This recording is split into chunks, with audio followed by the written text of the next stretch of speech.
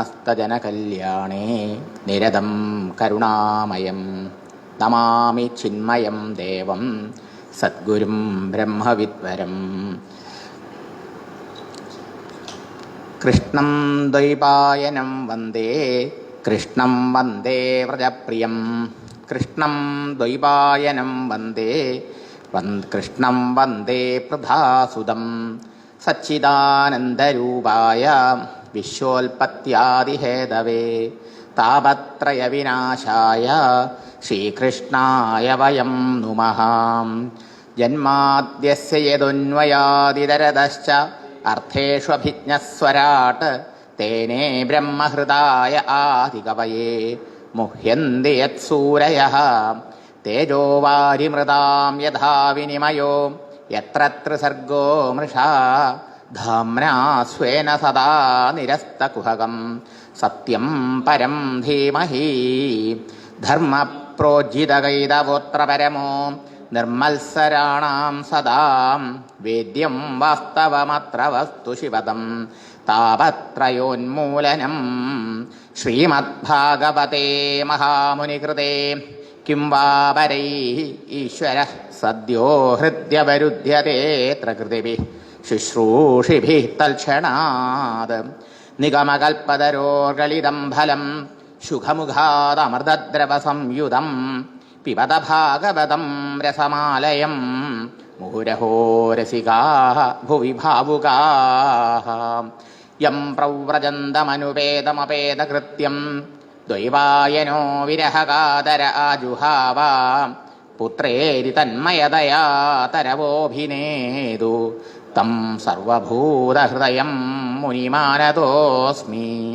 യസ്വാനുഭാവമഖിലശ്രുതിസാരമേകം അധ്യാത്മദീപമതിതിതീർഷതാം തമോന്ധം സംസാരിണാം കരുണയാഃ പുരാണഗുഹ്യം തം വ്യാസസൂനുമുപയാമി ഗുരും മുനീനാം. നാരായണം നമസ്കൃത്യ നരം ചൈവ നരോത്തമം ദേവീം സരസ്വതീം വ്യാസം തതോ ജയമുദീരയേത്. വന്ദേ നന്ദവ്രജസ്ത്രീണാം പാദരേണുമഭീഷ്ണശ യാസാം ഹരികഥോദ്ഗീതം പുനാദിഭുവനത്രയം. ദേഹേന്ദ്രിയമനോബുദ്ധിപ്രേരകം സർവസാക്ഷിണം ശ്രീപതിം കരുണാസിന്ധും ശ്രീകൃഷ്ണം ഭവയേ സദാ.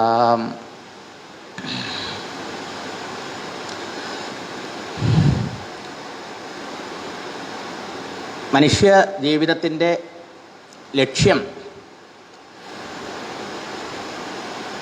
ശാശ്വതമായ സുഖം പ്രാപ്യ, ദുഃഖങ്ങളുടെ ആത്യന്തികമായ നിവൃത്തി, ദുഃഖങ്ങളിൽ നിന്ന് നിവൃത്തി, പരമാനന്ദ പ്രാപ്തി. ശാസ്ത്രീയമായി അങ്ങനെയൊന്നും പറയാൻ നമുക്കറിയില്ലെങ്കിലും നമുക്കൊക്കെ പ്രായോഗികമായിട്ടറിയാം, ആർക്കും ദുഃഖം വേണ്ട, എല്ലാവർക്കും സുഖം വേണം താനും. ശാസ്ത്രീയമൊക്കെ നമ്മൾ സത്സംഗത്തിനൊക്കെ പോകുമ്പോഴാണ് ഈ ടെക്നിക്കൽ വേർഡൊക്കെ മനസ്സിലാവുക. അതുവരെ നമുക്ക് എല്ലാവർക്കും അറിയുന്ന കാര്യം, എനിക്ക് എപ്പോഴും സുഖമായിരിക്കണം, സന്തോഷമായിരിക്കണം, സമാധാനമായിരിക്കണം, അല്ലേ? തൽക്കാലം പോരാ, എപ്പോഴും നോക്കണം. ആ എപ്പോഴും എന്നുള്ളതിനാണ് ശാസ്ത്രം പറയുന്നത് നിത്യസുഖം, നിത്യാനന്ദം, ശാശ്വതമായ സുഖം. അത് എവിടുന്നാ കിട്ടുക? അതാണ് നമ്മളൊക്കെ അന്വേഷിക്കുന്നത്. അതിൽ ആർക്കുമില്ല വിശ്വാസി അവിശ്വാസി അങ്ങനെയൊന്നുമില്ല, ജാതി മതഭേദമില്ല. ഇന്ത്യക്കാരന് മാത്രമേ വേണ്ടത്, അമേരിക്കക്കാരന് വേണ്ട, ചൈനക്കാരന് വേണ്ട, അങ്ങനെയുണ്ടോ? ഇല്ലല്ല. ലോകത്തിൽ എവിടെയുള്ള മനുഷ്യർക്ക് മാത്രമേ വേണ്ടത്. അല്ല, ഒരു ഉറുമ്പിനോട് ചോദിക്കൂ, അതിനും വേണം സുഖം. അതും സുഖം അന്വേഷിക്കണത്. സകല ജീവജാലങ്ങളും ഈ ലോകത്തിൽ സുഖിയായിരിക്കാൻ മോഹിക്കുന്നു, ദുഃഖിക്കാൻ മോഹിക്കുന്നില്ല. എന്താ അതിൻ്റെ കാരണം എന്ന് അന്വേഷിക്കുമ്പോഴോ, അതിൻ്റെ കാരണം നമ്മുടെ ഓരോരുത്തരുടെയും തനതായ സ്വരൂപം ശാശ്വതമായ സുഖമാണത്രേ, ആനന്ദമാണത്രേ. എങ്ങനെ പറയും? എന്തായാലും യുക്തി. അല്ല, ദുഃഖമായിരുന്നു നമ്മുടെ സഹജ സ്വഭാവമെങ്കിൽ അത് നമ്മുടെ പാർട്ടാണ് ജീവിതത്തിൻ്റെ. അപ്പം അതിനെ നമ്മൾ തള്ളിക്കളയാൻ ശ്രമിക്കില്ല, അത് നമുക്കൊരു ഭാരാവില്ല, ശരിയല്ലേ? ഒരു ഷാള് അല്ലെങ്കിൽ ഒരു സഞ്ചി തോളിലിട്ടു, കുറേ നേരം കഴിഞ്ഞാൽ അത് ഊരി വയ്ക്കുമ്പോഴേ ഫ്രീ ആവുക നമ്മളല്ലേ. വേഗം നമ്മൾ പുറത്തിറങ്ങുമ്പോൾ പലതൊക്കെ മേലണിയുമെങ്കിലും വീട്ടിൽ പോയി ഓരോന്ന് അഴിച്ചിടുമ്പോഴാണ് നമുക്കൊരു സ്വസ്ഥത ശരിക്കും പറഞ്ഞാൽ. അതുപോലൊരു ഭാരം കുറച്ച് ചെയ്യുമ്പോൾ അതൊക്കെ നിങ്ങൾ ഈ മലയിൽ കേദാർനാഥിലൊക്കെ മല കയറും പറയാം അല്ലേ. പലതും നമ്മൾ കയ്യിലെടുക്കും, കുറച്ച് കഴിയുമ്പോൾ ഇതൊക്കെ ഓരോന്നോരോന്ന് ഡ്രോപ്പ് ചെയ്യും. ബോഡി അടക്കം ഒരു ഭാരമായി തോന്നും, നടന്ന് വയ്യാണ്ടാവും അല്ലേ. പോയിട്ടുള്ളവർക്കറിയാം. അങ്ങനെയാണ്. അപ്പോൾ ദുഃഖം നമുക്ക് ഭാരമാണ്, എന്നാൽ സുഖമോ ഒരിക്കലും ഭാരമല്ല. അതുകൊണ്ടാണ് സുഖം നമ്മുടെ സഹജ സ്വഭാവമാണ്, ആനന്ദം നമ്മുടെ സ്വരൂപമാണ് എന്നൊക്കെ പറയണത്. പക്ഷെ അത് നമുക്കറിയില്ല. അതൊക്കെ ആരാ പറഞ്ഞു തരുന്നത്? അതാണ് സജ്ജനങ്ങൾ, ഗുരുനാഥന്മാർ, ശാസ്ത്രങ്ങൾ, അതാണ് തരണത് അല്ലേ. ആരാണ് നമ്മുടെ ഓരോരുത്തരുടെയും സ്വരൂപമായി ആത്മാവായിരിക്കുന്നത്? അത് സാക്ഷാൽ ഭഗവാനാണ്, പരമാത്മാവാണ്, പരബ്രഹ്മമാണ്, സച്ചിദാനന്ദ വസ്തുവാണ്. ആത്മാവും സച്ചിദാനന്ദ വസ്തുവാണ് ഭഗവാനും. രണ്ട് തമ്മിൽ അഭേദം ഉണ്ട്, ഭേദമില്ല. അപ്പോൾ ഇത് പറഞ്ഞു തരികയാണ് നമ്മുടെ ശാസ്ത്രങ്ങളൊക്കെ. ഇതിനാണ് ശാസ്ത്രം. അപ്പോൾ ഇതിൻ്റെയൊക്കെ അടിസ്ഥാനം വേദമാണ്. വേദമാണ് എല്ലാ ശാസ്ത്രങ്ങളുടെയും ആധാരം. ആ ശാസ്ത്രങ്ങൾ അതിനുള്ള പദ്ധതി നമുക്ക് പറഞ്ഞു തരുന്നുണ്ട്. എന്താ പറഞ്ഞു തരണത്? ഒന്ന് ലക്ഷ്യം. ആ ലക്ഷ്യത്തിന് ഉപായം എന്ന് പറയും. ലക്ഷ്യം നേടാനുള്ള മാർഗത്തിന് ഉപായം എന്ന് പറയും. ഉപായം നമുക്കറിയാം, സൂത്രം, വിദ്യ. ഉപായവും ഉപേയവും, ഗോൾ ആൻഡ് മീൻസ്. അപ്പം ശാശ്വത സുഖമാകുന്ന ലക്ഷ്യം അത് ഒരിക്കലും നമ്മൾ ഈ ലോകത്തിൽ എന്തെല്ലാം ഓടിച്ചാടി നടന്ന് എന്തൊക്കെ ഉണ്ടാക്കി കണ്ടും കേട്ടും അനുഭവിച്ചും കഴിഞ്ഞാലും കിട്ടൂല എന്നാണ് ഇതുവരെയുള്ള നമ്മുടെ അനുഭവം, പൂർവന്മാരുടെ അനുഭവം. അതാണ് ശാസ്ത്രങ്ങളും പറയണത്. എന്തായാലും യുക്രീനാണെങ്കിലോ ഒന്നനുഭവം, രണ്ട് ശ്രുതി, ശാസ്ത്രം പറയണു, മൂന്ന് ആചാര്യന്മാരുടെ വാക്കുകൾ. മൂന്നാമതോ യുക്തിയുണ്ട്. എന്താ യുക്തി? എന്നാ അല്പേ സുഖം അസ്തി. അല്പമായ വസ്തുവിൽ ശാശ്വത സുഖം ഇല്ല. അല്പം ചാലോ കാലദേശങ്ങളാൽ, രണ്ട് ഇൻവെർട്ടഡ് കോമയുടെ ഇടയിൽ, കാലദേശങ്ങളാൽ പരിമിതം, ലിമിറ്റഡ്, ഫൈനൈറ്റ്. ശരിയല്ലേ? കാരണം അതിൻ്റെ സ്വഭാവം മാറുന്നതാണ്. മാറുമ്പോഴോ അതിന് കിട്ടിയ സുഖവും പോയി, നഷ്ടപ്പെട്ടു അല്ലേ. അപ്പം കർമ്മം എത്ര കേമായാലും അതിനൊക്കെ പരിമിതിയുണ്ട്. ഒരു പ്രത്യേക വ്യക്തിയാൽ, ഒരു പ്രത്യേക സാമഗ്രികളാൽ, ഒരു പ്രത്യേക കാലത്ത്, ഒരു പ്രത്യേക ദേശത്ത് വെച്ച് ചെയ്യപ്പെടുന്നതാണ്. അപ്പോൾ every actions are limited. Limited action can provide only limited result.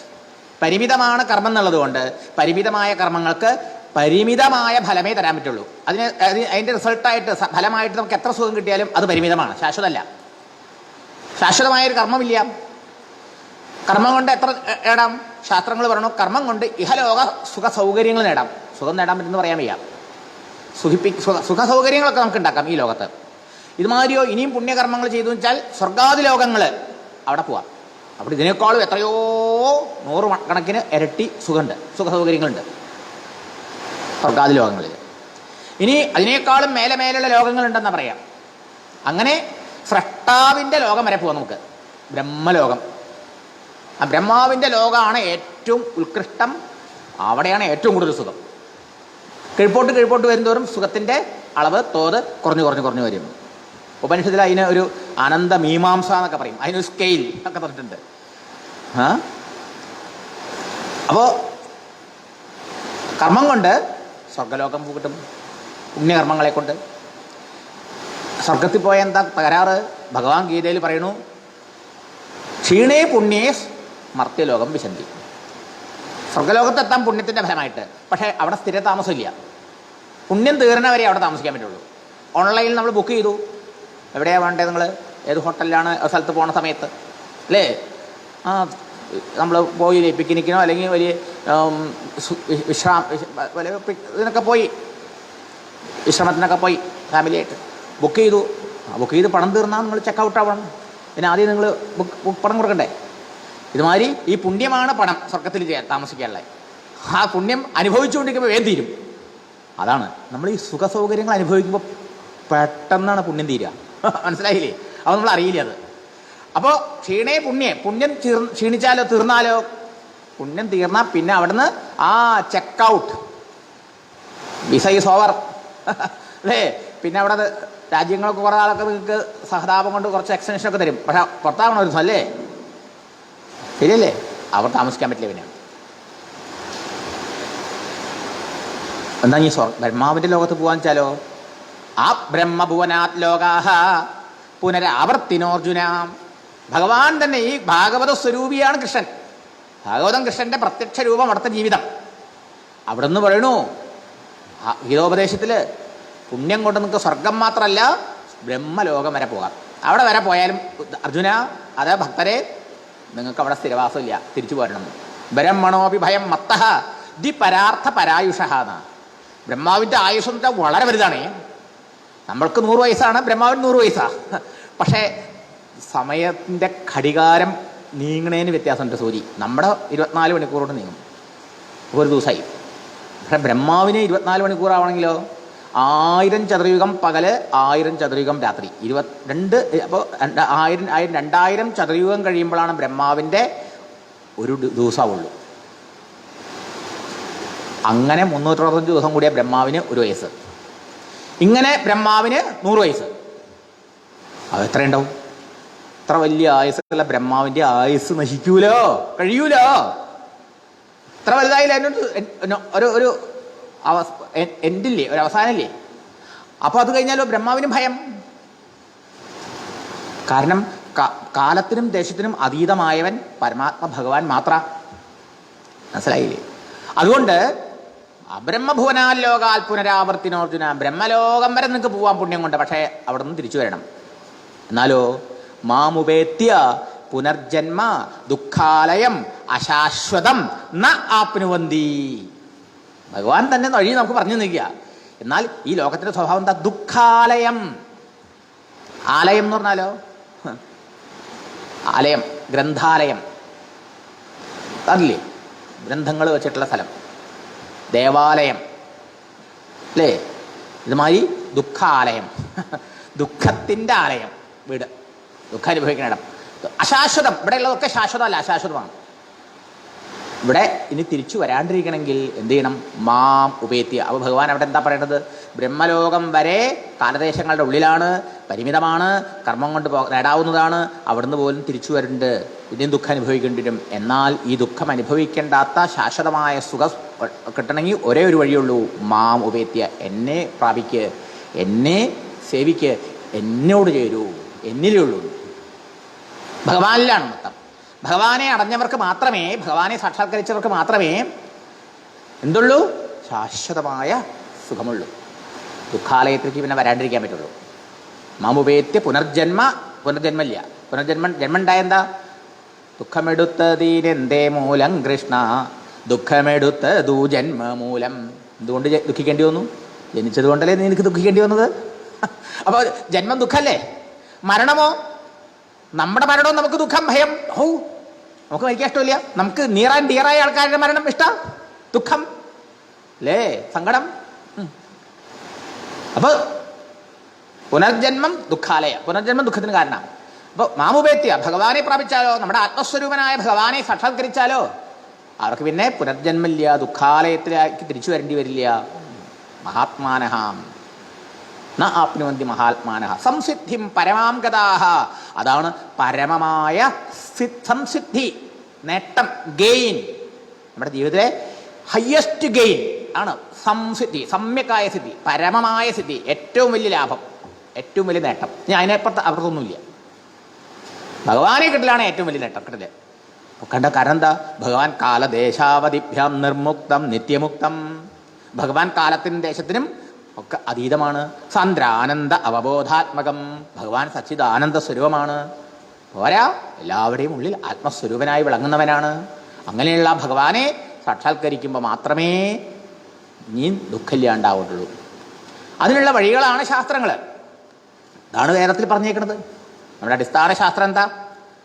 സനാതനധർമ്മികളുടെ, അല്ലെങ്കിൽ ഹിന്ദുക്കളെന്ന് പറയുന്ന സനാതനധർമ്മികളാണ്, അവരുടെ അടിസ്ഥാന ഗ്രന്ഥം, അല്ലെങ്കിൽ ഭാരതത്തിൻ്റെ അടിസ്ഥാന ഗ്രന്ഥം എന്താ? ഇന്ത്യക്കാരുടെ വേദമാകുന്നു. ആ വേദത്തിൽ ഈ ലക്ഷ്യത്തെക്കുറിച്ച് പറഞ്ഞിട്ടുണ്ട്. അതിനാണ് നമ്മൾ വേദമൊക്കെ പഠിക്കുന്നത്. മനസ്സിലായില്ലേ?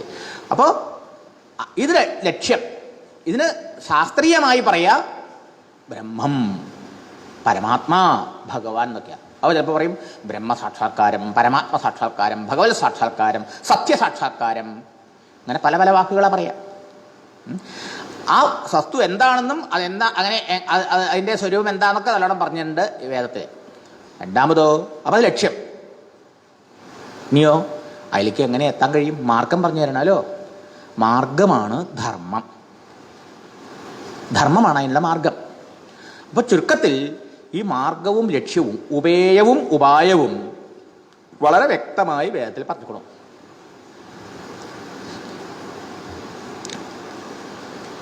ശാസ്ത്രീയമായി ധർമ്മമെന്നും ബ്രഹ്മമെന്നും പറയും. ഇനി അതിനെ മനസ്സിലാക്കിയില്ലെങ്കിൽ ധർമ്മമാണ് മാർഗം. ആ ധർമ്മം എന്താണെന്ന് ഇനി ഭാഗവത്തിൽ വ്യക്തമായി പറയും. പക്ഷേ ലക്ഷ്യം പരമാനന്ദം, ശാശ്വത സുഖം, ഭഗവത് പ്രാപ്തി, പരമാത്മപ്രാപ്തി, ആത്മദർശനം, ബ്രഹ്മനിഷ്ഠ ഒക്കെ പറയാം. ഒന്നിനെ തന്നെ പറയാം ആകട്ടെ. പക്ഷേ ഈ വേദം എത്ര ആൾക്കാർക്ക് പഠിക്കാൻ പറ്റും? വേദവ്യാസ മഹർഷിയുടെ കൃപ, അവിടുന്ന് തപസ്സിലൂടെ ആ വേദത്തെ ആ മുഴുവൻ സ്വാനുഭവ സാക്ഷാത്കരിച്ച് അതിനെ ക്രമീകരിച്ച് അത് 4 ശിഷ്യന്മാരെ പഠിപ്പിച്ച് അവരുടെ ശിഷ്യപ്രശിഷ്യ പരമ്പരയാ ലോകത്തിൽ എത്രയോങ്കിലും എത്തിക്കാൻ നോക്കി. പക്ഷേ അദ്ദേഹം ഹാപ്പി ആയിരുന്നില്ല. എന്താ കാരണം? എത്ര ആൾക്കാർ ഇപ്പോൾ നമുക്കൊക്കെ അറിയാമല്ലേ, എത്ര ആൾക്കാർ പഠിക്കുന്നുണ്ട്? വേദപാഠശാലകൾ തന്നെയില്ലേ അപ്പോൾ അല്ലേ? വേദപാഠശാലകളിലൊക്കെ അടച്ചു. വേദപാഠശാലകളൊക്കെ വളരെ വളരെ കുറവ്. ഇനി അവിടെ വേദപാഠശാലയിൽ പോകുന്ന ആൾക്കാർ കുറച്ച് കർമ്മകാണ്ഡം പഠിപ്പിക്കണമെന്നല്ലാതെ അവിടെ ഈ വേദത്തിൻ്റെ പരമതാല്പര്യമോ ഒന്നും പഠിപ്പിക്കുന്നില്ല. അത് നേരൊന്നുമില്ല. ഒരു വേദം പഠിക്കുന്നതിന് അംഗത്തോടുകൂടി വേദാംഗങ്ങൾ പഠിക്കണേ. വേദം അങ്ങനെ നേരിട്ട് പഠിക്കില്ല. വേദത്തിന് അംഗങ്ങളുണ്ട്. അംഗം വെച്ചാൽ അവയവങ്ങൾ നടത്തും. വേദത്തെ ഒരു പുരുഷനായി കണക്കാക്കുകയാണെങ്കിൽ അതിന് കണ്ണ്, മൂക്ക്, കയ്യ്, കാല് ശരീരത്തിനുണ്ടല്ലോ. ഇതുമാതിരി ഉണ്ട്. ശിക്ഷ, കൽപ്പം, വ്യാകരണം, നിരുക്തം, ഛന്ദസ്, ജ്യോതിഷം. വേദപുരുഷൻ്റെ കണ്ണാണ് ജ്യോതിഷം എന്ന് പറയാം. അതെയോ? ഇങ്ങനെ ഓരോ അംഗങ്ങളെ പറഞ്ഞിട്ടുണ്ട് ഇവിടെ. അതിലേക്കിപ്പോൾ പോണില്ല. അപ്പോൾ അങ്ങനെയുള്ള വേദ അംഗങ്ങൾ പഠിച്ചിട്ടാണ് വേദം പഠിക്കുക. 12 കൊല്ലമാണ് സാങ്കോപാംഗം ഒരു വേദം പഠിക്കാൻ വേണ്ടത്. അപ്പോൾ 4 വേദം പഠിക്കണമെങ്കിലോ ഒരായുഷ്കാലം മുഴുവൻ വേദം പഠിക്കാൻ തന്നെ പോലേ. അതെ, ആർക്ക് സാധിക്കും? അതങ്ങനെ പഠിച്ചവരെയാണ് 4 വേദം പഠിച്ചവരെ ചതുർവേദികൾ, 3 വേദം പഠിച്ചവരെ ത്രിവേദികൾ, 2 വേദം പഠിച്ചവരെ ദ്വിവേദികൾ, 1 വേദം പഠിച്ചവരെ വേദികൾ. നമ്മളിൽ അധികം ആൾക്കാരും അവേദികളാണ്. ഒരു വേദമില്ല അല്ലേ? അതെ. അപ്പം എന്തു ചെയ്യും? നമ്മുടെ മഹർഷിമാർ എത്രയാ നമുക്ക് വേണ്ടി ചെയ്ത കാരുണ്യം, കൃപ അവരെത്ര ആലോചിച്ചുകൊണ്ട് നോക്കൂ. ഇതൊക്കെ എത്ര സാധാരണക്കാരനക്ക് എത്ര പേർക്ക് പ്രയോജനപ്പെടും. അപ്പോൾ ആ വേദാർത്ഥം, വേദത്തിൽ പറഞ്ഞ ആ പൊരുൾ, പരമസുഖം ഉള്ളത് എല്ലാവർക്കും വേണം. ശാശ്വത സുഖം എല്ലാവർക്കും വേണം. ജനന മരണ സംസാര പ്രവാഹത്തിൽ നിന്ന് കരകയറണം. അതിന് അടിസ്ഥാനം ധർമ്മമാണ്, ലക്ഷ്യം ആ പരമാത്മ സാക്ഷാത്കാരവുമാണ്. ഇത് തരാൻ വേണ്ടിയിട്ട് അവർ ഇതിഹാസങ്ങളിൽ പുരാണങ്ങളൊക്കെ എഴുതി, അനേകം അധ്യാത്മ ഗ്രന്ഥങ്ങൾ എഴുതി. എല്ലാ അധ്യാത്മശാസ്ത്രങ്ങളുടെയും ലക്ഷ്യം ഈ 2 എണ്ണമാണ്. ഇത് ഈ മാർഗവും ലക്ഷ്യവും പറഞ്ഞു തരില്ലേ. പരമമായ സൗഖ്യം എങ്ങനെ കിട്ടുമെന്ന് പറഞ്ഞു തരില്ലേ. അതിനെങ്ങനെ നിങ്ങൾ ജീവിക്കണം എന്ന് പറയാം, പഠിപ്പിക്കുക. അങ്ങനെ 2 ഇതിഹാസങ്ങൾ, മഹാഭാരതവും രാമായണം. ആ മഹാഭാരതം ഇതിന് പഞ്ചമവേദം എന്നും കൂടി പേര്. മനസ്സിലായില്ലേ? വേദം പഠിച്ചില്ലെങ്കിൽ മഹാഭാരതം പഠിച്ചാലും മതി എന്നാണ്. ഓക്കെ, അത് ധർമ്മത്തിന് വളരെ പ്രാധാന്യം കൊടുത്ത് പറഞ്ഞിട്ടുണ്ട്. പക്ഷേ ആ മഹാഭാരതത്തിൽ പറഞ്ഞ ധർമ്മത്തിന് എന്താണ് ഒരു തകരാറ്? അവിടെ ഒരു തകരാറ് പറ്റി. വേദവ്യാസ മഹർഷി തന്നെ അത് പറയുന്നുണ്ട്. അവിടെ എന്ത് പറ്റി? ഈ ഭാരതത്തിൽ ധർമ്മത്തെക്കുറിച്ച് പറഞ്ഞു. ധർമ്മമാണ് മാർഗം. ധാർമ്മികമായി ജീവിച്ചാൽ മാത്രമേ അവിടെ എത്താൻ പറ്റുള്ളൂ. പക്ഷേ ഈ ധർമ്മ ആചരണം എന്തിനു വേണ്ടി ചെയ്യണമെന്നാണ് ഭാരതത്തിൽ പറഞ്ഞത്? അർത്ഥകാമങ്ങൾ നേടാൻ വേണ്ടി ധർമ്മം ആചരിക്കൂ എന്നാണ് പറഞ്ഞത്. ധർമാദർത്ഥശ്ച കാമശ്ച സധർമ്മ കിന്ന സേവ്യതേ. മഹാഭാരതത്തിലെ സ്വർഗാരോഹണ പർവ്വത്തിൽ ആ വേദവ്യാസ മഹർഷി സങ്കടപ്പെട്ടുകൊണ്ട് പറയണം, ആളുകളെ, ബാലോകരെ, നിങ്ങൾ എന്തുകൊണ്ടാണ് ധർമ്മത്തെ ആശ്രയിക്കാത്തത്, ധർമ്മത്തെ മുറുകെ പിടിക്കാത്തത്, ധാർമ്മികമായ ജീവിതം നയിക്കാത്തത്, ധർമ്മത്തെ സേവിക്കാത്തത്? ഈ ധർമ്മം നിങ്ങൾക്ക് അർത്ഥത്തെയും കാമത്തെയും കൊണ്ടുതരുമല്ലോ. ഇതെന്തുകൊണ്ട് നിങ്ങൾ ധർമ്മം വിട്ട അധർമ്മമാർഗത്തിലൂടെ അർത്ഥകാമങ്ങൾക്ക് വേണ്ടി പോകണമെന്ന്? എന്താ തെളിവ്? അധർമ്മത്തെ ആശ്രയിച്ചുകൊണ്ട് അർത്ഥകാമങ്ങൾ നേടാൻ, രാജ്യവും ഭോഗങ്ങൾ നേടാൻ വേണ്ടി പരിശ്രമിച്ചു കൗരവന്മാർ. അതിന്റെ ഫലം എന്തായി? കൗരവന്മാരൊക്കെ നശിച്ചു. അവരൊക്കെ ആർക്കും ഇതൊന്നും അനുഭവിക്കാൻ പറ്റിയില്ല. എന്നാൽ പാണ്ഡവന്മാർ ധർമ്മത്തെ ആശ്രയിച്ചു, ധർമ്മവിഗ്രഹനായ ഭഗവാൻ ശ്രീകൃഷ്ണനെ ആശ്രയിച്ചുകൊണ്ടാണ് ഈ അർത്ഥകാമങ്ങൾക്ക് വേണ്ടി, രാജ്യങ്ങൾക്കും ഭോഗങ്ങൾക്കും വേണ്ടി പരിശ്രമിച്ചത് അല്ലേ? എന്നിട്ടെന്തായി? പാണ്ഡവന്മാർക്ക് രാജ്യമൊക്കെ കിട്ടിക്കഴിഞ്ഞപ്പോൾ സങ്കടം ഉണ്ടായത്, ദുഃഖം ഉണ്ടായത്, പരിതാപമാണ്. ഇതാണ് ഭാരതത്തിൻ്റെ എൻഡിൽ കാണിച്ചു തരുന്നത്. എന്താ അവിടെ അങ്ങനെ വരാൻ കാരണം? ഭാരതത്തിൽ അർത്ഥകാമങ്ങൾക്കുള്ള ഉപായമായിട്ടാണ് ധർമ്മത്തെ പ്രതിപാദിച്ചത്. ധർമ്മത്തിൻ്റെ ലക്ഷ്യം എന്താ? ധർമ്മസ്യ ഹി അപവർഗസ്യ ന അർത്ഥോ അർത്ഥായ ഉപകൽപ്പതേ എന്ന് ഭാഗവതം.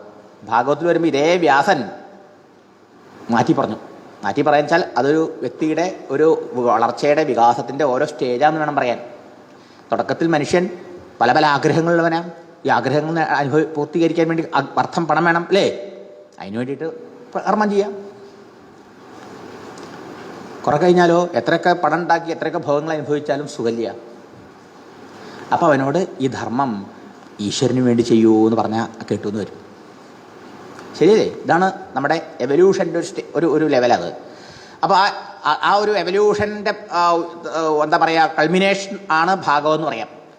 അപ്പോൾ ഭാരതത്തിൽ അർത്ഥവും കാമവും നേടാനുള്ള ഉപായമായിട്ട് ധർമ്മത്തെ പ്രതിപാദിച്ചു. അത് വ്യക്തമാണ് വ്യാസന്റെ വാക്കുകളുടെ. ധർമാത് അർത്ഥശ്ച കാമശ്ച സധർമ്മ കിന്ന സേവ്യതയെന്ന്. ഇനി രാമായണം എന്ന ഇതിഹാസത്തിലേക്ക് വന്നാലോ? രാമായണത്തിൽ ആദികവി വാൽമീകി അരണ്യകാണ്ഡത്തിൽ ശ്രീരാമനെ ഇങ്ങനെ അവതരിപ്പിക്കുന്നത്, രാമോ വിഗ്രഹവാൻ ധർമ്മ, ധർമ്മമൂർത്തിയാണ് രാമൻ എന്ന് പറയുക മാത്രമല്ല രാമന്റെ ജീവിതത്തിലൂടെ അത് തെളിയിക്കുകയും ചെയ്യുന്നു. മാതൃകാഭൂതനായ ഒരു ധർമ്മവിഗ്രഹനെയാണ് രാമായണത്തിൽ കാണാൻ സാധിക്കുക. ധർമ്മം ഒരു വടിവെടുത്ത് ഒരു ശരീരമെടുത്ത് നടന്നു പോകുന്നത് കാണണമെങ്കിൽ നമുക്ക് പിന്തുടരാം. ശ്രീരാമനെ നോക്കിയാൽ മതി, ശ്രീരാമന്റെ ജീവിതം പ്രവൃത്തികളും നോക്കിയാൽ മതി. അങ്ങനെ പറഞ്ഞു.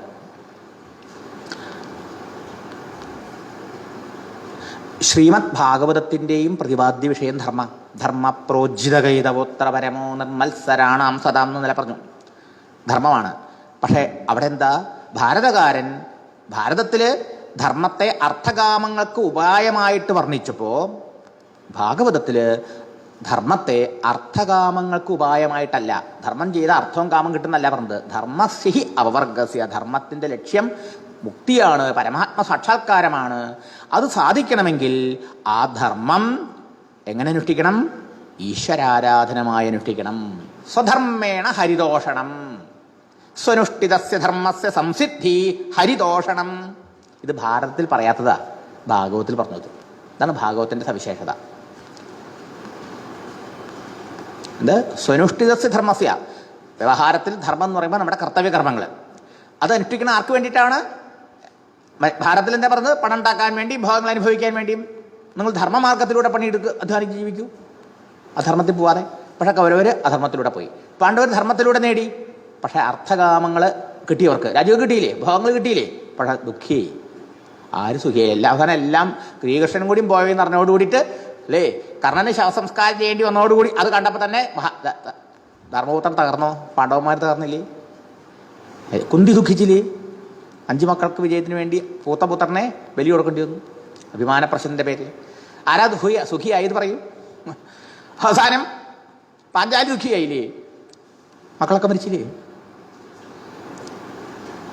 അവസാനം കൃഷ്ണൻ അവിടെ എല്ലാമായി അവർക്ക് സാങ്ങും തണലും ഒക്കെ ആയി എന്ന കൃഷ്ണനോ സുപ്രഭാതത്തിൽ സ്വധാമത്തിലേക്ക് പോയി എന്നുള്ള വിവരം അർജുനോട് കേട്ടതോടുകൂടിയോ അർജുനന് കേട്ടതോടുകൂടി അവർക്ക് ഈ പ്രപഞ്ചം തന്നെ ശൂന്യമായി.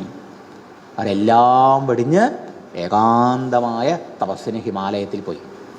അങ്ങനെ ഭഗവാനെ സഹൃദയത്തിൽ സാക്ഷാത്കരിച്ച് നിർവൃതി അടഞ്ഞപ്പോഴാണ് അവർക്കും കൃതാർത്ഥതയുണ്ടായി എന്നാണ് എഴുതി വെച്ചേക്കണതൊക്കെ വ്യാസമഹർഷി. ഇതൊക്കെ നമ്മൾ പഠിക്കാത്തത് കൊണ്ടാണ് നമുക്കറിയാത്തതേ. നമുക്കിത് വേറെ പുസ്തകങ്ങളെന്ന് അറിയുള്ളൂ, അതിനുള്ളിലെ കാതലെന്നറിയുന്ന വിഷയം എന്താണെന്നറിയില്ല. അപ്പോൾ അർത്ഥകാമങ്ങൾക്ക് വേണ്ടി ധർമ്മം അനുഷ്ഠിക്കാൻ പറഞ്ഞത് പരാജയമാണെന്ന്, അതല്ല ലക്ഷ്യം എന്ന് കാണിക്കുക. പിന്നെയോ ധർമ്മത്തിൻ്റെ ലക്ഷ്യം മോക്ഷമാകുന്നു, അർത്ഥാർജനത്തിനുള്ള ഉപായമെല്ലാം എന്ന് ഭാഗവതകാരൻ വളരെ വ്യക്തമായി സ്പഷ്ടമായി പറഞ്ഞു. അപ്പോൾ അവിടെ കൈതവമാണ്, അവിടെ കുറച്ച് കാപട്യം പ്രയോഗിച്ചു. കൈതവ വെച്ച കപടം എന്നർത്ഥം. ഇവിടെ പ്രോചിത കൈതവം, കൈതവമില്ലാത്ത കപടമില്ലാത്ത ധർമ്മ ഭാഗവത്തിൽ പറഞ്ഞത്. അതെ. ഇനി രാമായണത്തിലേക്ക് പോയാലോ? രാമായണത്തിൽ കാമപരത കൊണ്ട് ദുഃഖിച്ചു ദശരഥൻ, അല്ലേ? കൈകേയിയോടുള്ള അറ്റാച്ച്മെന്റ് വളരെ ജാസ്തിയായി. അതിൻ്റെ ഫലമായിട്ട് ദുഃഖമല്ലേ കിട്ടിയത്? തൻ്റെ പ്രിയ മകനെ പിരിയേണ്ടി വന്നു. അവസാനം അവൾ തന്നെ ശത്രുവിനെ പോലെ തോന്നി, ചിറ്റപ്പുലിയെ പോലെ തോന്നി, അല്ലേ? അവസാനം ദുഃഖിച്ചു. അതുപോലെയോ ആ കാമാസക്തി കൊണ്ട് നശിച്ചു ദശകന്ധരനായ രാവണൻ. നോക്കൂ, അർത്ഥത്തിനും കാമത്തിനും വേണ്ടി ജീവിച്ച എന്ത് കിട്ടുമെന്ന് പഠിപ്പിക്കുക ഈ രണ്ട് ഇതിഹാസം നമ്മളെ. അർത്ഥത്തിന് വേണ്ടി കൗരവന്മാർ പടപൊരുതി അധർമ്മമാർഗത്തിലൂടെ, ധർമ്മം തോന്നില്ല, അവരാരും സന്തോഷിച്ചില്ല.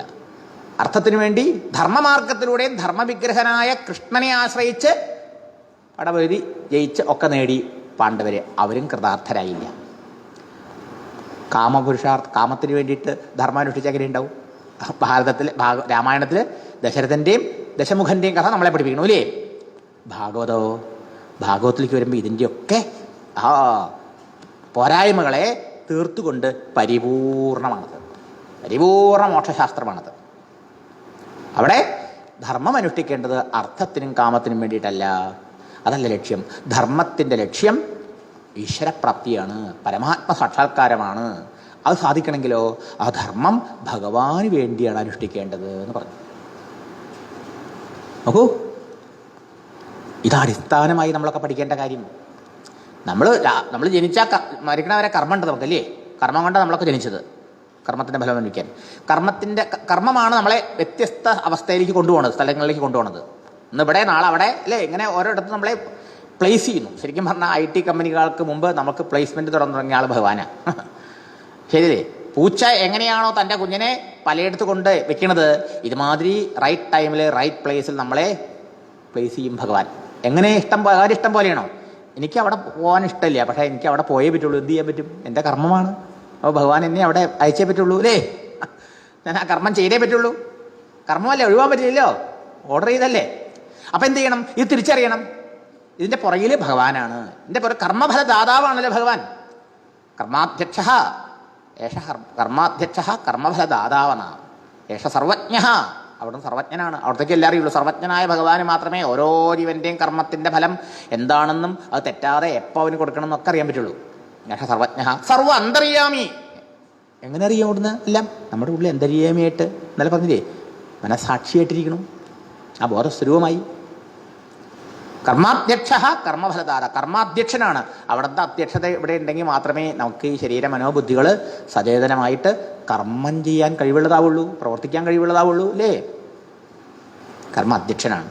കർമ്മഫലദാത, അതിൻ്റെ ഫലം തരുന്ന ആളും അവിടെ തന്നെയാണ്. അപ്പോൾ അതിനനുസരിച്ച് ഈശ്വരനെ ഓരോടത്ത് നമ്മളെ കൊണ്ടുവച്ചേക്കണു. അവിടെ ഇരുന്നുകൊണ്ടോ അത് തിരിച്ചറിഞ്ഞുകൊണ്ട് ഇതൊക്കെ ഈശ്വരൻ്റെ പരിപാടിയാണ്, പ്ലാനിങ്ങാണ് എന്നറിഞ്ഞുകൊണ്ട് എന്ത് ചെയ്യണം? ആ കർമ്മങ്ങളൊക്കെ ഭഗവാന് വേണ്ടി ചെയ്യണം, ഭഗവാനെ അവിടെ നിന്ന് സന്തോഷിക്കണേ. അതിലേ ഭഗവാൻ ഗീതയിൽ പറഞ്ഞത്. അതിനൊക്കെ ഏർപ്പെടുത്തിക്കണം ഞാനാ.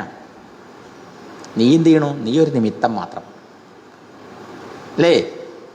മയായവ നിഹത പൂർവമേവ നിമിത്തമാത്രം ഭവ സവ്യസാചിൻ. സവ്യസാധിച്ച ഇടത് കൈ കൊണ്ടും അസ്ത്രപ്രയോഗം ചെയ്യാൻ കഴിവുള്ള ആളെന്നർത്ഥം. സാധാരണ ഒരു കൈയാണ് സ്വാധീനം, അതിന് രണ്ട് കൈയും മാറി മാറി അഭ്യസിക്കാൻ പറ്റും, ചെയ്യാൻ പറ്റും. അർജുന, ഞാനാണൊക്കെ നടത്തുന്നത്, നീ ഒരു ഉപകരണം മാത്രമായി കേട്ടോ. മത്കർമ്മകൃത് മത്പരമഃ മത്ഭക്ത സംഘവർജിത. എന്തൊക്കെയാ ഭഗവാൻ പറയണേ? മത്ഭക്തന, എൻ്റെ ഭക്തനാവ്. മറ്റുള്ളവർ സംഘം വിട്ട് എന്നിൽ സംഘം വയ്ക്ക്. മത്കർമ്മകൃത്, എനിക്ക് വേണ്ടി നീ കർമ്മം ചെയ്യും. യത്കരോഷി യദശ്നാസി യജ്ജുഹോഷി ദദാസി യത് യത്തപസ്സി കൗന്ദേയ തത്കുരുഷ്വ മതർപ്പണം. നീ എന്ത് ചെയ്യണതും ഉണ്ണണതും കുടിക്കണതും കേൾക്കുന്നതും പറയുന്നതും ചെയ്യുന്നതും സകല വ്യാപാരങ്ങളും എനിക്ക് വേണ്ടി ചെയ്യൂ. മാമനുസ്മര യുദ്ധ്യജ തസ്മാ സർവേഷു കാലേഷു മാമനുസ്മര യുദ്ധ്യജ. അതുകൊണ്ട് ഇത് മറക്കാണ്ടിരിക്കണമെങ്കിൽ തസ്മാ സർവേഷു കാലം, എല്ലാ സമയത്തും എന്നെ ഓർമ്മിച്ചുകൊണ്ട്, ഞാനുള്ളത് കൊണ്ടാണ്, നിന്നുള്ളത് കൊണ്ടാണ് നീയുള്ളത്, നീ എനിക്ക് ഇതൊക്കെ ചെയ്യാൻ കഴിവുണ്ടായെന്ന് ഓർത്തുകൊണ്ട് എന്ത് ചെയ്യണം? മാം അനുസ്മര സർവേഷു കാലേഷു എല്ലാ സമയത്തും എന്നെ ഓർത്തുകൊണ്ട് നിൻ്റെ യുദ്ധജാച്ച അർജുനന് സ്വധർമ്മം യുദ്ധം ക്ഷത്രിയൻ നമ്മളെ സംബന്ധിച്ചിടത്തോളം നമ്മുടെ സ്വധർമ്മം കർത്തവ്യം ചെയ്യണം എന്ന്. ഇതാണ് ഇവിടെ ഭാഗവത്തിലേക്ക് വരുമ്പോൾ ഇതാണ് ഉപദേശം. സ്വനുഷ്ഠിതസ്യ ധർമ്മസ്യ സംസിദ്ധി ഹരിദോഷം. ഇത് ഭഗവാൻ ഗീതോപദേശത്തിൽ പറഞ്ഞിട്ടുണ്ട്. അത് തന്നെയാണ് ഭാഗവതത്തെ വിഷയവും. അതെ, ഭാഗവതത്തിൽ ആദ്യമേ പറഞ്ഞു പരമലക്ഷ്യം പരമാത്മപ്രാപ്തി പരം സത്യം സാക്ഷാത്കരിക്കാനുള്ള ഉപായം. പരമസത്യത്തെക്കുറിച്ചാണ് ഒന്നാമത്തെ ശ്ലോകത്തിൽ പറഞ്ഞത്. സത്യം പരം ധീമഹി. അതിനുള്ള ആ മാർഗമാണ്, പരിശുദ്ധമായ മാർഗമാണ്, പ്രേമത്തിൻ്റെ മാർഗമാണ് ഭാഗവതം. പരമപ്രേമസ്വരൂപിണിയായ ഭക്തിയാണ് പരമമായ ധർമ്മം. അതുണ്ടായാലോ വേദ്യം എന്തിനെയാണ് നമുക്ക് അറിയേണ്ടത്? ആ അറിയേണ്ട വസ്തു, വാസ്തവ വസ്തു നമുക്ക് ഉടനെ തന്നെ സദ്യോ ഹൃദി അവരുദ്ധ്യതയെ നമ്മുടെ ഹൃദയത്തിൽ അനുഭവപ്പെടും. എന്താ അതിൻ്റെ പ്രയോജനം? ശിവതം. എല്ലാവർക്കും ശിവം മംഗളം ആനന്ദം പ്രദാനം ചെയ്യുന്നതാണ്. അപ്പം നമ്മുടെ ലക്ഷ്യമായ സുഖമായില്ലേ, ശാശ്വത സുഖമായില്ലേ? അതാണ് ശിവതം. താപത്രയോന്മൂലനം, എല്ലാ ദുഃഖങ്ങളും, ഓൾ പോസിബിൾ ദുഃഖം, ചുറ്റുപാടെന്ന് വരുന്നത്, പ്രകൃതിക്ഷോഭങ്ങളിൽ നിന്നുണ്ടാവുന്നത്, അപ്പോൾ നമ്മൾ അനുഭവിക്കുന്നുണ്ട് പ്രകൃതിയുടെ വികൃതി, മഹാമാരികളുടെ രൂപത്തിൽ, വെള്ളപ്പൊക്കത്തിൻ്റെ രൂപത്തിൽ, കൊടുങ്കാറ്റിൻ്റെ രൂപത്തിൽ, ഉരുൾപൊട്ടലിൻ്റെ രൂപത്തിൽ, മേഘവിസ്ഫോടനങ്ങളുടെ രൂപത്തിൽ, എന്തൊക്കെ രൂപത്തിൽ നമ്മൾ കണ്ടുകൊണ്ടിരിക്കുന്നത് അടുത്ത കാലത്തായിട്ട്. പിന്നെ ശാരീരികമായ ക്ലേശങ്ങൾ, രോഗങ്ങൾ, മനസ്സിൻ്റേതായ ആദികൾ, അങ്ങനെ പലതുമില്ലേ. ഇതെല്ലാം ആധ്യാത്മികം, ആദിഭൗതികം, ആദിദൈവികം എന്നൊക്കെയാണ് അതിന് ശാസ്ത്രീയമായി പറയാം. എല്ലാ ദുഃഖങ്ങളും ഇല്ലാണ്ടാവും. ഈ മൂന്നിൽ എല്ലാ ദുഃഖങ്ങളും പെടുത്തിയിട്ടുണ്ട് ഒരു മനുഷ്യൻ ജീവിതത്തിൽ വരാവുന്ന ദുഃഖങ്ങൾ. അപ്പം എല്ലാ ദുഃഖങ്ങളും നിവർത്തി ശിവതം എന്ന് പറഞ്ഞിട്ട് പരമാനന്ദ പ്രാപ്തി. ഇതാണല്ലോ ലക്ഷ്യം. ഇതാണല്ലോ വേദത്തിലും പറഞ്ഞത്. അതിനെന്ത് വേണം? പരമമായ ധർമ്മം, പരിശുദ്ധമായ പ്രേമം. പ്രേമം ഉണ്ടെങ്കിലേ ഭഗവാന് വേണ്ടി കർമ്മം ചെയ്യാൻ പറ്റുള്ളൂ. അതാണ് ശ്രീമദ് ഭാഗവത്തിലെ പ്രതിപാദ്യം. ആ പരമമായ സത്യത്തെ, എല്ലാ ദുഃഖങ്ങളും ഇല്ലാണ്ടാക്കി നമുക്ക് ശാശ്വതമായ സുഖത്തെ തരുന്ന ആ പരമസത്യത്തെ ഭാഗവത്തിൽ പ്രതിപാദിച്ചിരിക്കണു. അത് ലക്ഷ്യം മാത്രമല്ല പറഞ്ഞത്, ആ ലക്ഷ്യം നേടാനുള്ള മാർഗത്തെയും പറഞ്ഞിട്ടുണ്ട്. ഇത് രണ്ടും തന്നെയല്ലേ വേദത്തിലും പറഞ്ഞത്, തന്നെയല്ലേ മഹാഭാരതത്തിലും രാമായണത്തിലൊക്കെ പറഞ്ഞത്. അതെ, പക്ഷേ അതിൽ നിന്ന് വ്യത്യസ്തം എന്താ? ഇവിടെ പറഞ്ഞ ധർമ്മം ഈശ്വരാരാധനാരൂപമാകുന്ന ധർമ്മമാണ്. ഭഗവാനിലുള്ള അഹൈതുകീ ഭക്തിയാകുന്ന ധർമ്മമാണ്. പരമപ്രേമരൂപിണിയാകുന്ന ധർമ്മമാണ് ഭാഗവത്തിൻ്റെ ധർമ്മം. ആ പ്രേമത്തോടെ സർവകർമ്മങ്ങളും ഭഗവത് ആരാധനമാക്കി മാറ്റുക. ഇതാണ് ഭാഗവതം ഓപ്പണിംഗ് വേഴ്സിലേ പറയണത്. 18,000 ശ്ലോകം പഠിക്കണ്ട. ഒന്നാം ശ്ലോകത്തിൽ ലക്ഷ്യത്തെക്കുറിച്ച് പറഞ്ഞു. നമ്മൾ വിസ്തരിച്ച് ടെക്സ്റ്റിലേക്ക് പോകുമ്പോൾ അത് കൂടുതൽ പഠിക്കും. രണ്ടാം ശ്ലോകത്തിൽ എന്താണ് ഇതിലത്തെ പ്രതിപാദ്യ വിഷയം, അതാണ് നമ്മൾ ഷഡ്വിധ ലിംഗങ്ങളിലൂടെ കാണാൻ ശ്രമിക്കുന്നത്. മനസ്സിലായില്ലേ? അപ്പം ഇന്നലെ എന്തൊക്കെയാണ് പറഞ്ഞതെന്നുള്ളതിൻ്റെ കുറച്ച് ഒന്നുകൂടി നമ്മൾ വീണ്ടും ഒന്ന് ഉറപ്പിക്കാം. മനസ്സിലായില്ലേ? അതെ. അപ്പോൾ വേദോഖിലോ ധർമ്മമൂലം എന്നാണ്. എല്ലാ ധർമ്മത്തിൻ്റെയും ആധാരമാണ് വേദം. എന്തിനാണ് നമ്മൾ വേദത്തെ ആശ്രയിക്കുന്നത്, ഈ ശാസ്ത്രങ്ങളെ ആശ്രയിക്കുന്നത്? നമ്മുടെ ബുദ്ധി കൊണ്ട് നമുക്ക് മനസ്സിലാക്കാൻ പറ്റില്ലേ? ഇല്ല. ഇന്ദ്രിയ അഗോചര വിഷയെ വേദാഹ പ്രമാണം എന്നാണ്. നോക്കൂ, ഈ ഭൗതികമായ വിഷയങ്ങളെക്കുറിച്ച്, ഈ ലോക കാര്യങ്ങളെക്കുറിച്ച് അറിയാൻ അതിന് നമുക്ക് വേദോ ശാസ്ത്രങ്ങളോ ഭാഗവതമൊന്നും ആവശ്യമില്ല. നമ്മുടെ ബുദ്ധിക്കും മനസ്സിനും ഇന്ദ്രിയങ്ങൾക്കും വിഷയമല്ലാത്ത പലതുമുണ്ട്. നമ്മുടെ ഇന്ദ്രിയങ്ങളെ കൊണ്ട് അറിയാൻ കഴിയില്ല, മനസ്സുകൊണ്ട് ബുദ്ധി കൊണ്ട് ഊഹിച്ച് മനസ്സിലാക്കാൻ കഴിയില്ല. അത്തരം വിഷയങ്ങൾ, കാര്യങ്ങളിൽ നമുക്ക് എന്താ പ്രമാണം? വാലിഡ് മീൻസ് ഓഫ് നോളേജ് എന്താ? അതാണ് വേദം. അതെന്താ? രണ്ട് കാര്യം അത്രേ അതീന്ദ്രിയമായിട്ടുള്ളത്, മനുഷ്യ ബുദ്ധിക്ക് പിടികിട്ടാത്തത്. ഒന്ന് ധർമ്മം, മറ്റൊന്ന് ബ്രഹ്മം. എന്താണ് ഈ പരമാത്മസ്വരൂപം, ഭഗവത് സ്വരൂപം? അത് നമുക്ക് ഇന്ദ്രിയം ബുദ്ധികൾ, മനസ്സിനും ബുദ്ധികൾക്ക് വിഷയമല്ല. കാരണം ഇന്ദ്രിയ മനോബുദ്ധികളെ പ്രവർത്തിപ്പിക്കുന്നവനെ കുറിച്ചിട്ടുള്ള അറിവാണേ. മനസ്സിലായില്ലേ? അവൻ ഇന്ദ്രിയ മനോബുദ്ധികൾക്ക് വിഷയമല്ലല്ലോ. അതെ. രണ്ടാമത് അതിനുള്ള മാർഗമാകുന്ന ധർമ്മം. ധർമ്മസ്യ തത്വം നിഹിതം ഗുഹായാം എന്നാണ് അറിവുള്ളവർ പറയാ. ധർമ്മതത്വം, ധർമ്മരഹസ്യം ഗുഹയുടെ ഉള്ളിൽ ഒളിഞ്ഞിരിക്കത്രേ. അപ്പോൾ ഈ രണ്ട് വിഷയങ്ങളെക്കുറിച്ച് സാമാന്യ ബുദ്ധിക്ക് മനസ്സിലാക്കാൻ പറ്റില്ല. അതുകൊണ്ടാണ് വേദത്തെ അല്ലെങ്കിൽ ശാസ്ത്രത്തെ, വേദ സാരമാകുന്ന ഈ ഇതിഹാസ പുരാണങ്ങളും അതുപോലെ ഈ പുരാണങ്ങളും ഒക്കെ നമുക്ക് ആശ്രയിക്കേണ്ടി വരുന്നത്, ഇതിന് പ്രമാണമാവണത്.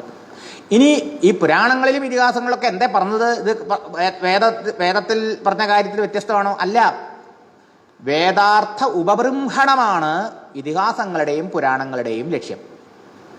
എന്ന് പറഞ്ഞാലോ, വേദം ഈ പറഞ്ഞില്ലേ, അധികം ആൾക്കാർക്കൊന്നും മനസ്സിലാവണില്ല. വേദം പഠിച്ചവർക്ക് തന്നെ അതിൻ്റെ അർത്ഥം അറിയില്ല, അധികം പേർക്കും.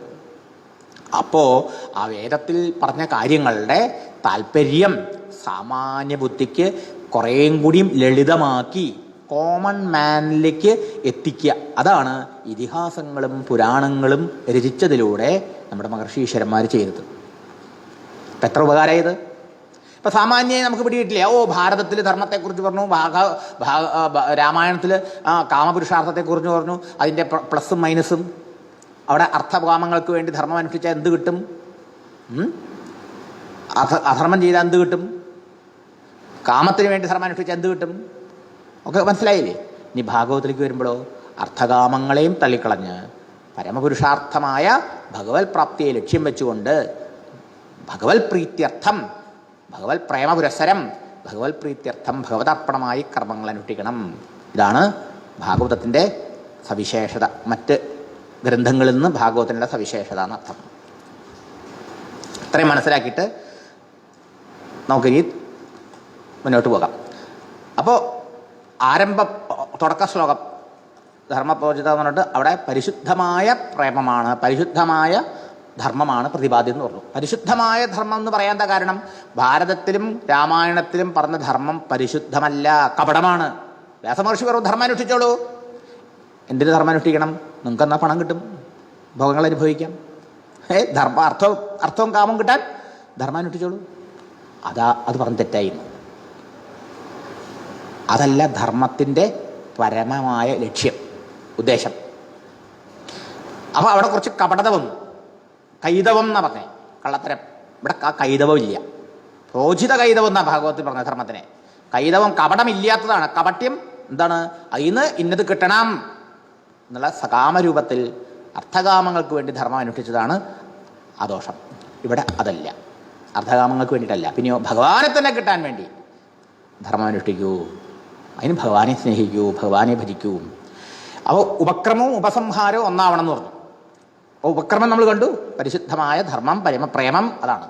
ഇനി അവസാന ശ്ലോകം അത് നല്ല നമ്മൾ കണ്ടു. ഭവേ ഭവേ യഥാ ഭക്തി പാദയോസ്തവജായതേ തഥാ കുരുഷ്വ ദേവേശ നാഥസ്ത്വം നോ യഥ പ്രഭോ. ഭഗവാനോട് പ്രാർത്ഥിച്ചു. ഈ ശ്ലോകം ചൊല്ലിക്കൊണ്ടാണ്, പ്രാർത്ഥിച്ചുകൊണ്ടാണ് ഭാഗവതം അവസാനിക്കുന്നത്.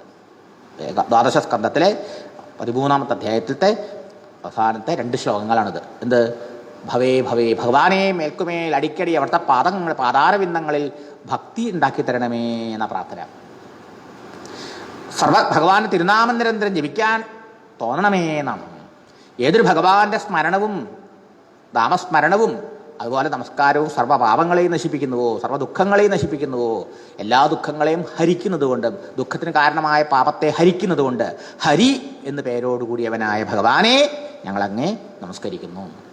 അപ്പം ഹരി ഓം നമ്മൾ പറയാറുണ്ടല്ലേ. എന്താ? ഓം എന്ന് പറഞ്ഞാൽ ഭഗവാന്റെ നാമമാണ്. ഓങ്കാരം ഭഗവാന്റെ നാമം. വൈദിക കാലത്ത് ഭഗവാന് പേരില്ല. കൃഷ്ണൻ, രാമൻ, ഗോവിന്ദൻ മുതലായ പേരില്ല. അല്ലെങ്കിൽ ഭഗവതിയുടെ പേരുകളൊന്നുമില്ല. മനസ്സിലായില്ലേ? അപ്പോൾ ഒരു പേരിട്ടുണ്ട് ഓം. പ്രണവ, സർവപ്രണവം എന്നാണ്. ഓമിത്യേകാക്ഷരം ബ്രഹ്മ. ഓം എന്ന് പറഞ്ഞാൽ ഈക്വൽ ടു ബ്രഹ്മം, പരമാത്മ ഭഗവാൻ. ഇപ്പോഴത്തെ പേര് പറഞ്ഞാൽ എല്ലാവർക്കും പിടിക്കുമോ?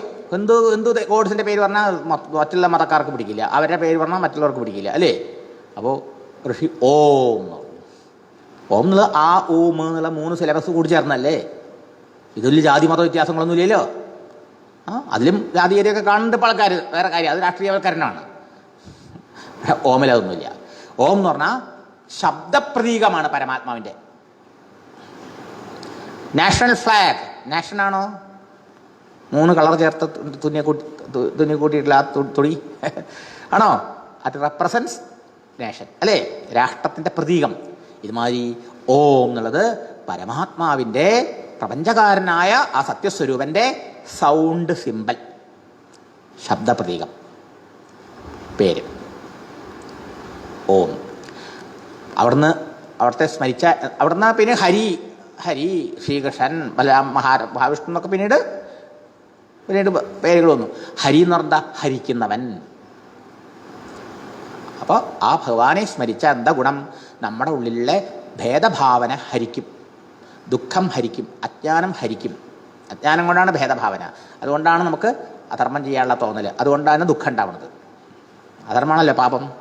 ഇതാണ് സംഭവം. അപ്പം ഹരി ഓം എന്ന് പറഞ്ഞാലോ, ഓ ഭഗവാനെ, ആ സത്യസ്വരൂപനായ ഭഗവാനെ സ്മരിക്കുന്നു. അവിടുത്തെ സ്മരണ കൊണ്ട് നമ്മുടെ അജ്ഞാനത്തെ, പാപത്തെ, ദുഃഖത്തെ ഒക്കെ ഹരിക്കൂ. ഇനിയപ്പോൾ നമ്മൾ പരസ്പരം കാണുമ്പോൾ ഹരി ഓം പറയുമ്പോൾ എന്താ ഗുണം? ഹരി ഓം, ഓ ഭഗവാനെ, അങ്ങയുടെ ഉള്ളിൽ അന്തര്യാമിയായിരിക്കണ ഹരിയെ ഞാൻ വണങ്ങുന്നു. മനസ്സിലായോ? പരസ്പരം വിഷ് ചെയ്യുന്നത് ഹരിസ്മരണയോടെ. കാരണം എല്ലാം ഹരിസ്വരൂപമാണ് അല്ലേ? ആത്യന്തികമായി പറയാനുള്ളത് സർവവും വിഷ്ണുമയം ജഗതെന്നാണ്. പ്രപഞ്ചം മുഴുവനും ആ പരമാത്മാവെന്നുണ്ടായി, പരമാത്മാവിൽ നിലനിന്ന് പരമാത്മാവിൽ വിലയിക്കുന്നു. ആ പരമാത്മാവിൽ നിന്ന് വേറിട്ടിട്ട് ജഗത്തില്ല. പ്രജ്ഞാനം കൊണ്ട് നമുക്കത് മനസ്സിലാവണില്ല. അപ്പോൾ അത് ആ ഭഗവാനെ എല്ലാത്തിനും തിരിച്ചറിയാനുള്ള ഒരു അനുഷ്ഠാനം കൂടിയാണ് ഹരി ഓം. മനസ്സിലായില്ലേ? ഇപ്പോൾ ഒരാൾ ഹരി ഓം എന്നുള്ളതിൻ്റെ അർത്ഥം ചോദിച്ചു. ഇപ്പോൾ ഇവിടെ സന്ദർഭം വന്നപ്പോൾ പറയാം. അപ്പോൾ തം ഹരിം പരം ഹരിം നമാമി, ആ പരമപുരുഷനായ ദ സുപ്രീം ബീങ്, ആ പരമാത്മാവിനെ ഞങ്ങൾ നമസ്കരിക്കും, ഹരിയെ നമസ്കരിക്കുന്നു. എന്തിന്? ദുഃഖശമനഃ, ഞങ്ങളുടെ ദുഃഖത്തെയൊക്കെ ശമിപ്പിക്കുന്നവനാ. ശമിപ്പിച്ചാലും ദുഃഖമില്ലാണ്ടാക്കും. അങ്ങനെയുള്ള ഭഗവാനെ നമസ്കരിച്ചുകൊണ്ടാണ് ആരംഭിച്ചത് നൃത്തം. പിന്നെയും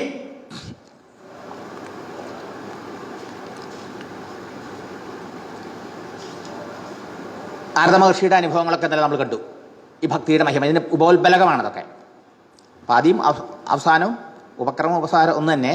പിന്നെ ആ ആശയം അവിടെ ഓരോരോ കഥകളിലൂടെ പ്രതിപാദിച്ചിട്ടുണ്ട്. നാരദൻ്റെ കഥ നമ്മൾ ഇന്നലെ കണ്ടു കഴിഞ്ഞു നൃത്തം. പിന്നീട് രണ്ടാമത്തെ ലക്ഷണം എന്താ? രണ്ടാമത്തെ ലക്ഷണം അഭ്യാസം എന്നാണ്. അഭ്യാസം എന്താ? അഭ്യാസം വെച്ചാൽ ആവർത്തനം. പറഞ്ഞതിന് തന്നെ പിന്നെയും ആവർത്തിക്കുക. പരമധർമ്മം ഭഗവത് പ്രേമമാകുന്നു. ആ ഭഗവത് പ്രേമം കൊണ്ട് മാത്രമേ മനഃശുദ്ധമായിട്ട് ആ ആത്മസ്വരൂപനായ ഭഗവാന്റെ അനുഭവം ഉണ്ടാവുള്ളൂ, ആത്മസാക്ഷാത്കാരം ഉണ്ടാവുള്ളൂ. ആ സാക്ഷാത്കാരം കൊണ്ട് മാത്രമേ മോചനമുള്ളൂ.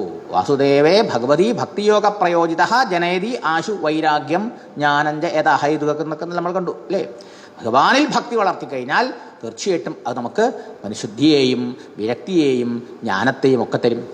അങ്ങനെ മനസ്സ് ശുദ്ധമാകുന്ന കണക്കിന് നമ്മുടെ ഉള്ളിലെ രജസ്തമോ ഗുണങ്ങൾ നീങ്ങും, കാമക്രോധാദികൾ നീങ്ങും. അതൊക്കെ നീങ്ങി ആ മനസ്സ് സത്വഗുണപ്രധാനമായി തീർന്നാൽ ആ പരിശുദ്ധമായ ഹൃദയത്തിൽ ആ ആത്മസ്വരൂപനായ ഭഗവാന്റെ ദർശനം ഉണ്ടാവും. അതോടുകൂടിയോ ഭിദ്യതേ ഹൃദയഗ്രന്ഥി ഛിദ്യന്തേ സർവസംശയ ക്ഷീയന്തേജ അസ്യ കർമാണി ദൃഷ്ട ഏവ ആത്മനി ഈശ്വരേ, ഈശ്വരനെ അവനവനിൽ സാക്ഷാത്കരിക്കുമ്പോൾ എന്നാ പറഞ്ഞത്. ആത്മനി ഈശ്വരേ ദൃഷ്ടേ, അവനവനിൽ ഇരിക്കുന്ന ആത്മസ്വരൂപനായ ഈശ്വരനെ സാക്ഷാത്കരിക്കുമ്പോൾ അവൻ്റെ കർമ്മബന്ധങ്ങളൊക്കെ കഴിഞ്ഞു, അജ്ഞാനം നശിച്ചു, കാമാദി വികാരങ്ങളൊക്കെ പോയി, വാസനകളൊക്കെ ക്ഷയിച്ചു, പിന്നെ ജന്മങ്ങളൊന്നുമില്ല. പിന്നെ ഭഗവത് പ്രാപ്തി, മുക്തി, ശാശ്വത സുഖം, ആനന്ദം, മോക്ഷം. അങ്ങനെ ആത്മജ്ഞാനികളായ ആളുകൾ പോലും പിന്നെയും എന്ത് ചെയ്യണു? ഭഗവാന്റെ കഥ കേട്ടുകൊണ്ടും ഭഗവാന്റെ കഥ പറഞ്ഞുകൊണ്ട് നടക്കണു. ആരാ തെളിവ്? ശ്രീശുക മഹർഷി, ജന്മനാ പരമജ്ഞാനി, ബ്രഹ്മനിഷ്ഠൻ. അങ്ങനെയുള്ള അദ്ദേഹം ഒന്നിനും കാത്തു നിൽക്കാതെ കാട്ടിലേക്ക് ഓടിപ്പോയ ആളാ. ആ അദ്ദേഹമാണ് കൃഷ്ണ ഗുണഗണങ്ങള്. ആറാം ദിവസം കാളകൂടെ വിഷം തന്നു കൊല്ലാൻ വന്ന പൂതനയ്ക്ക് പോലും, പൂതനയ്ക്ക് മാത്രമല്ല പൂതനയുടെ ഫാമിലിക്ക് മുഴുവനും, അഖൻ ബഗൻ ഇവരൊക്കെ പൂതനയുടെ സഹോദരങ്ങളാ. എൻ്റെ ഫാമിലിക്കൊക്കെ മോക്ഷം കൊടുത്തു അല്ലേ? ഇത് കേട്ടപ്പോൾ ആശ്ചര്യം തോന്നി. ഭഗവാന്റെ ഗുണഗണങ്ങളാൽ ആകൃഷ്ടനായി. ആത്മാരാമനായ അദ്ദേഹം പോലും പാടി നടക്കുന്നത് ആര കഥകളാ? ഭഗവാന്റെ കഥകളാ. ഭൂത ഗുണോ ഹരി, ഇങ്ങനെയുള്ള ഗുണങ്ങളുള്ളവനാണ് ഹരി. അപ്പൊ പരമഹംസന്മാരെ പോലും, ആത്മാരാമന്മാരെ പോലും, മായാബന്ധം മുറിച്ചവരെ പോലും, ബ്രഹ്മനിഷ്ഠന്മാരെ പോലും, ജീവൻ മുക്തന്മാരെ പോലും ആകർഷിക്കാൻ കഴിവുണ്ട് ഈ ഹരിയുടെ മഹിമയ്ക്ക്, ഭഗവാന്റെ ലീലകളൊക്കെ നിർത്തും. അവന് സാധാരണക്കാരന് പ്രയോജനം ഉണ്ടാവുമെന്ന് പറയേണ്ട ആവശ്യമില്ലല്ലോ. ഭാഗവതാണ് പറയുന്നത്. ആ മുക്തിക്ക് വേണ്ടി മാത്രമല്ല, മോക്ഷത്തിന് വേണ്ടി സേവിക്കേണ്ടതല്ല, മുക്തി പര്യന്തം. സുഖേട് മാറണവരെ മരുന്ന് കഴിക്കുക അല്ലേ? സുഖേട് മാറി പിന്നെ ആരെങ്കിലും മരുന്ന് കഴിക്കോ? പിന്നെയും ഗുളിക ബാക്കിയുണ്ട്, മരുന്ന് ബാക്കിയുണ്ട്, കുറച്ചുകൂടി കഴിച്ച് ഇല്ല അല്ലേ, സൂക്കേട് മാറി കഴിക്കണ്ട അല്ലേ. അപ്പോൾ മോക്ഷമാണ് അജ്ഞാനമാണ് നമ്മുടെ സൂക്കേട്, അത് നീങ്ങി മോക്ഷം കിട്ടി, പിന്നെ ഭാഗവതം വേണോ? പിന്നെയും മോക്ഷാവസ്ഥയിൽ പോലും ത്യാജ്യമല്ലാത്ത ഒരേ ഒന്ന് ഈ ഭാഗവതം മാത്രം എന്നാണ് ഭാഗവതം ശീശുക ബ്രഹ്മർഷിയെ കൊണ്ട് പാടി നടപ്പിച്ചതിലൂടെ പറയണത് ഭാഗവതം അല്ലേ. ഇതൊക്കെ ഈ ഭാഗവതത്തിന്റെ സവിശേഷതകളാണ് കേട്ടോ. എന്ത് ഇതൊക്കെ അപൂർവത എന്നൊക്കെ ഇതിന് പറയേണ്ടത്, അടുത്ത ലക്ഷണത്തിൽ അത് വരിക. എങ്കിലും അഭ്യാസം, താല്പര്യ നിർണയത്തിന്റെ രണ്ടാമത്തെ ലിംഗം അഭ്യാസം. അതെന്താ? ആവർത്തിച്ചു പറയുക. ഭക്തിയാണല്ലോ ഇവിടെ പ്രധാനമായിട്ട് ഇപ്പോൾ പറയണത്. ഭക്തന്മാരുടെ കഥ പറഞ്ഞതാണല്ലോ ഈ ഭാഗവതം. അപ്പോൾ ഭക്തിയുടെ മഹത്വം ആവർത്തിച്ച് സമർത്ഥിക്കുക, അതാണ് ചെയ്യുന്നത്. അങ്ങനെയുള്ള ഭക്തിയുടെ മഹത്വം സ്ഥാപിക്കാൻ ഭക്തന്മാരുടെ മഹിമയാണ് പറയേണ്ടത്. ഭക്തന്മാരിലൂടെയല്ലേ ഭക്തി മഹിമ അറിയാൻ പറ്റുള്ളൂ. അങ്ങനെയുള്ള എത്രയോ രംഗങ്ങൾ ശുഖബ്രഹ്മർഷി ഗുരുനാഥൻ ശിഷ്യന് പരീക്ഷയിൽ പറഞ്ഞു കൊടുക്കുകയാണ് രണ്ടാമത്തെ സ്കന്ധത്തില്. നഹ്യതോന്യ ശിവപന്ഥ വിശദ സംസൃതാവിഹ വാസുദേവേ ഭഗവതി ഭക്തിയോഗോ യഥോ ഭവേത്. പറയാ, സംസൃതൗ വിശദ, ഈ സംസാര സാഗരത്തിൽ ഇറങ്ങി കഴുത്തോളം വെള്ളത്തില് ഭയങ്കരമായ തിമിംഗലങ്ങളുണ്ട്, മുതലകളുണ്ട്, ചീങ്കണ്ണികളുണ്ട് അല്ലേ. വലിയ ക്ലേശങ്ങളും ദുരിതങ്ങളും ഒക്കെ നടന്നതാണ് ഈ സംസാര ജീവിതം. ഇതിലൊക്കെ ഇറങ്ങിക്കഴിഞ്ഞെന്ന് അറിയാം അല്ലേ. അതിൽ പ്രവേശിച്ചിരിക്കുന്ന ആൾക്കാർക്ക്, ഈ സംസാരത്തിൽപ്പെട്ടിട്ടുള്ള ആൾക്കാർക്ക് ഇവിടുന്ന് രക്ഷപ്പെടാൻ ശിവപന്ഥ, ഏറ്റവും ശിവപരമായ മംഗളകരമായ നല്ല ഒരു മാർഗം, നഹി അന്യഹ, വേറൊന്നില്ല. അതഹ, ഈ ഭാഗവത്തിനേക്കാളും. വാസുദേവേ ഭഗവതി ഭക്തിയോഗോ യഥോ ഭവേൽ. എന്താത്? ഭഗവാനിൽ ഭക്തി, ദൃഢമായ ഭക്തി ഉണ്ടാകും ഈ ഭാഗവതം പഠിച്ചാൽ. ഈ ഭഗവാനിൽ ഭക്തി ഉണ്ടാവലാണ് ഈ സംസാരത്തിൽ നിന്ന് പുറത്തു കിടക്കാനുള്ള എളുപ്പമായ മാർഗം. വേറൊരു മാർഗമില്ല ഭഗവത് ഭക്തി പോലെ, ഭഗവത് ഭക്തി അല്ലാതെ. നഹി അന്യഹ പന്ഥ, പന്ഥാവച്ച മാർഗം, വഴി. അന്യഹ പന്ഥ, വേറൊരു വഴി. ഈ വഴിയില്ലെങ്കിൽ ഈ വഴി ബ്ലോക്കാ, നമുക്ക് ഇതിലെ വഴിയുണ്ട്, വണ്ടി ഇതിലെടുക്കാം അല്ലേ. നമ്മള് എത്രയോ ഊടുവഴികൾ ഉണ്ടാവും, എന്നിട്ട് മെയിൻ റോഡിൽ പോയി ചേരും. എന്നാ ഇങ്ങനെ വല്ല ഊടുവഴി ഉണ്ടോ? ഇല്ല. എന്നാ അന്യപന്ഥ, വേറെ വഴിയില്ല. അപ്പൊ ഏതൊരു ഭാഗവതത്തിൽ പഠിച്ച ഭാഗവതത്തിന് നമുക്ക് ഭഗവാനിൽ ഭക്തി ഉണ്ടാകും, സുദൃഢ ഭക്തി ഉണ്ടാകും.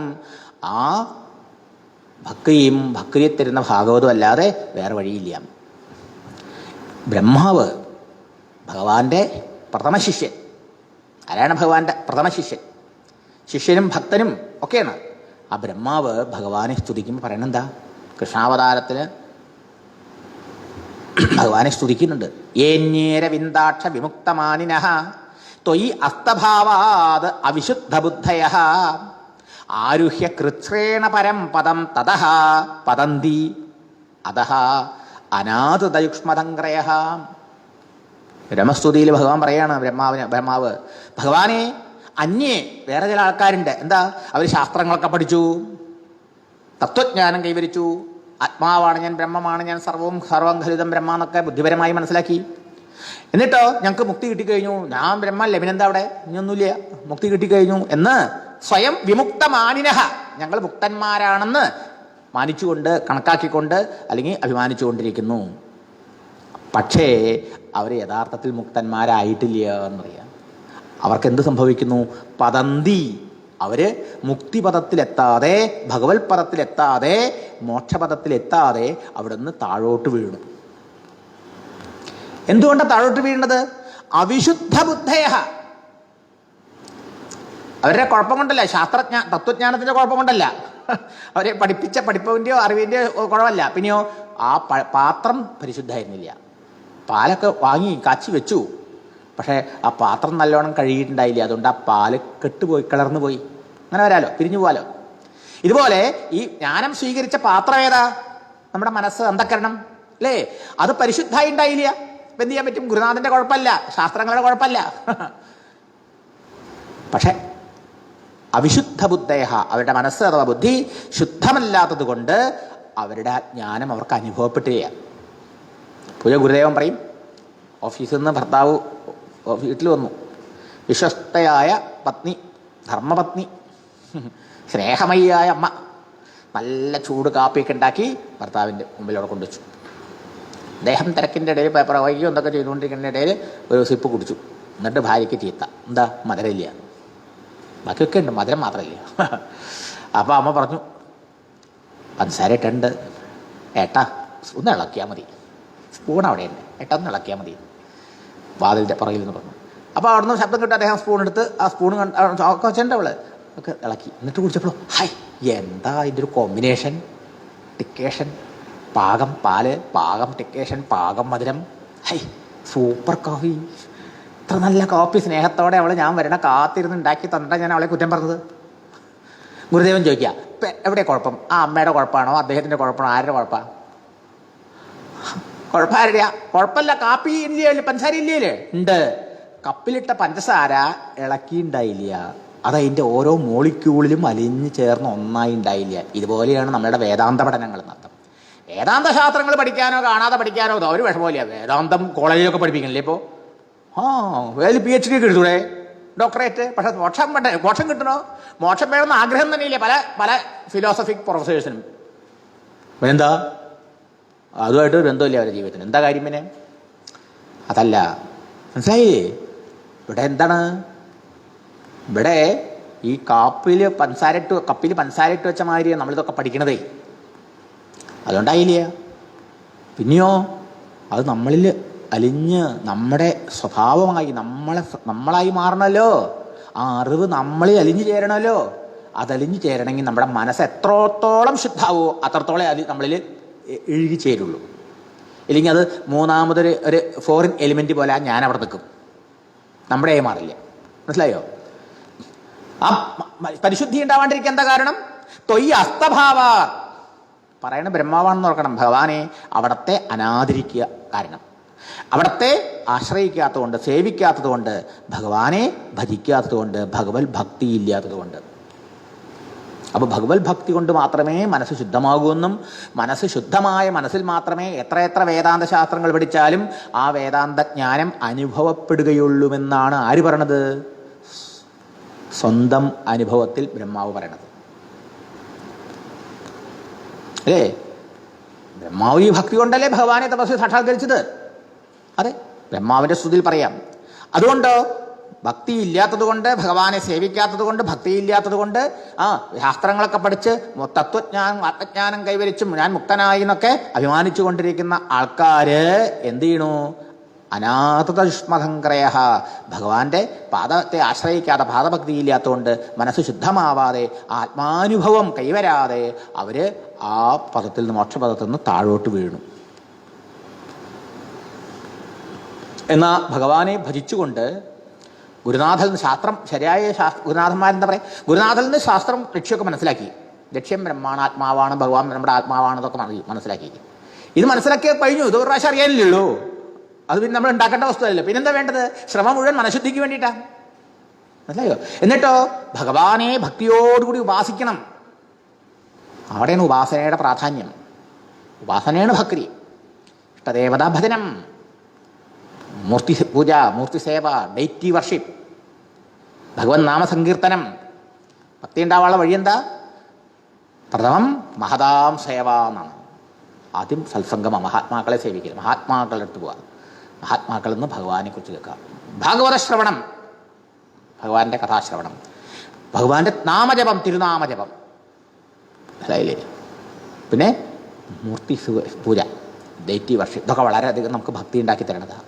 അടിസ്ഥാനമായി സിമ്പിളായ എല്ലാവർക്കും ചെയ്യാവുന്നത്. ഇതൊന്നും പറ്റിയില്ലെങ്കിലോ നാമം ജപിക്കുക, ഇഷ്ടമന്ത്രം, ഏതെങ്കിലും മന്ത്രം ജപിക്കുക, ഭഗവാന്റെ നാമം. അതുകൊണ്ട് പറയണു, തഥാനതേ മാധവ താവക ക്വചിത് ബ്രശ്യന്തി മാർഗാത് ത്വയി ബദ്ധ സൗഹൃദാഃ ത്വയാ അഭിഗുപ്താ വിചരന്തി നിർഭയാഃ വിനായക ആനീകപമൂർധ സുപ്രഭോ. എന്നാൽ ഭഗവാനെ സ്നേഹിച്ച്, വിശ്വസിച്ച്, ആശ്രയിച്ച് മോക്ഷത്തിന് വേണ്ടി പരിശ്രമിക്കുന്നവർക്ക് ഇങ്ങനത്തെ അബദ്ധം ഉണ്ടാവുണ്ടോ? ഇല്ല. ഇനി ഭഗവാനെ സേവിക്കുന്നവർ മോക്ഷം വേണ്ടത് പറഞ്ഞില്ലെങ്കിലും ഭഗവാൻ കൊടുക്കും. ദദാമി ബുദ്ധിയോഗം തം ഏന മാം ഉപയാന്തിതേ എന്ന് ഭഗവാൻ ഗീതയിൽ 10-ാം അധ്യായത്തിൽ പറഞ്ഞല്ലോ. എന്നെ വിശ്വസിച്ച, സ്നേഹിച്ച്, ആശ്രയിച്ച്, എന്നെ ഭജിച്ചുകൊണ്ട് എനിക്ക് വേണ്ടി എല്ലാ കർമ്മങ്ങളും ചെയ്തുകൊണ്ടിരിക്കുന്ന ആൾക്ക് ജ്ഞാനവും മോക്ഷമൊക്കെ ഞാൻ കൊടുക്കും. അങ്ങനെ ഭഗവാനെ, അവിടുത്തെ ഭക്തന്മാരായ ജനങ്ങൾ ഭഗവാനെ പ്രാപിക്കാനുള്ള മാർഗത്തിൽ നിന്ന്, ഭഗവത് പദത്തിൽ നിന്ന് ഒരിക്കലും ക്വചിത് ഭ്രശ്യന്തി മാർഗത്തിൽ നിന്ന് ഒരിക്കലും ഭ്രഷ്ടരായി താഴോട്ട് വീഴുന്നില്ല. എന്താ കാരണം? ബദ്ധ സൗഹൃദാഹ, ഭഗവാനോട് സൗഹൃദം വെച്ചുകൊണ്ട്, പ്രേമം വെച്ചുകൊണ്ടാണ് അവർ പരിശ്രമിക്കുന്നത്. ത്വയ അഭിഗുപ്ത, അവർ ഭഗവാനാൽ സംരക്ഷിക്കപ്പെടുന്നവരാണ്. ഭഗവാനെ ആശ്രയിക്കുന്നവർ ഭഗവാൻ സംരക്ഷിക്കൂലോ. അതുകൊണ്ടോ നിർഭയാഹ വിചരന്തി, ഒരു ഭയവും കൂടാതെ അവർ സഞ്ചരിക്കുന്നു ഭഗവത് മാർഗത്തിൽ, ഭഗവാനിലേക്കുള്ള വഴിയിൽ. വിനായക ആനീകപമൂർത്ത സുപ്രഭോ, വിഘ്നങ്ങളും തടസ്സങ്ങളും ബുദ്ധിമുട്ടുകളും അവരുടെ ജീവിതത്തിൽ ഒന്നുപോലെ ഉണ്ടാവാം, കൂമ്പാരം പോലെ. എന്നാലും അതിൻ്റെയൊക്കെ മുകളിൽ കാലുവെച്ച്, അതിനൊക്കെ അവിടുത്തെ കൃപ കൊണ്ട് അതിവർത്തിച്ച്, അതിനൊക്കെ അനായാസേന തരണം ചെയ്ത് അവിടുത്തെ പാദങ്ങളിൽ എത്തിച്ചേരുന്നു. ഇതാണ് ഭക്തിയുടെ മഹത്വം. ഇതാണ് ബ്രഹ്മസ്തുതിയിൽ ബ്രഹ്മാവ് പറയണത്.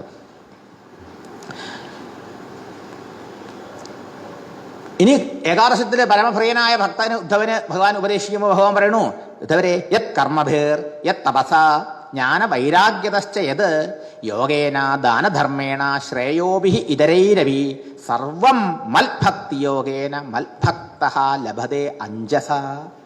എന്ത്?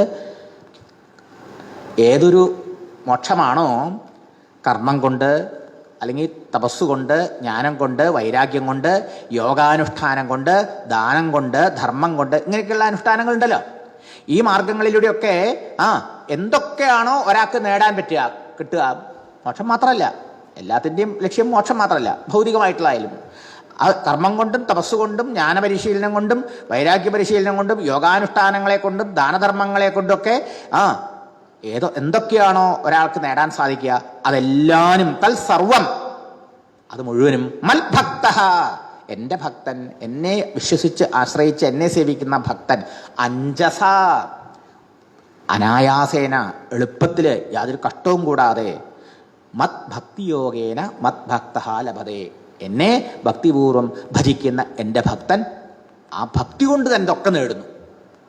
എന്ത് വേണം പിന്നെ? അനേക സമ്പ്രദായങ്ങളിലൂടെ, അനേകം മാർഗങ്ങളിലൂടെ സഞ്ചരിച്ച് ക്ലേശിച്ച് എന്തൊക്കെ ഈ ലോകത്തിൽ ഇഹപര സുഖങ്ങൾ നേടുന്നുണ്ടോ അത് മുഴുവനും ഭഗവാനെ ഭജിക്കുന്ന ഭക്തന് ആ ഭക്തി ഒന്നുകൊണ്ട് തന്നെ അനായാസേന കൈവരുമെന്ന് ഉദ്ധവന് ഉപദേശിക്കുമ്പോൾ ഭഗവാൻ പറയണതാ. ഇനിയും ഏകാദശത്തിൽ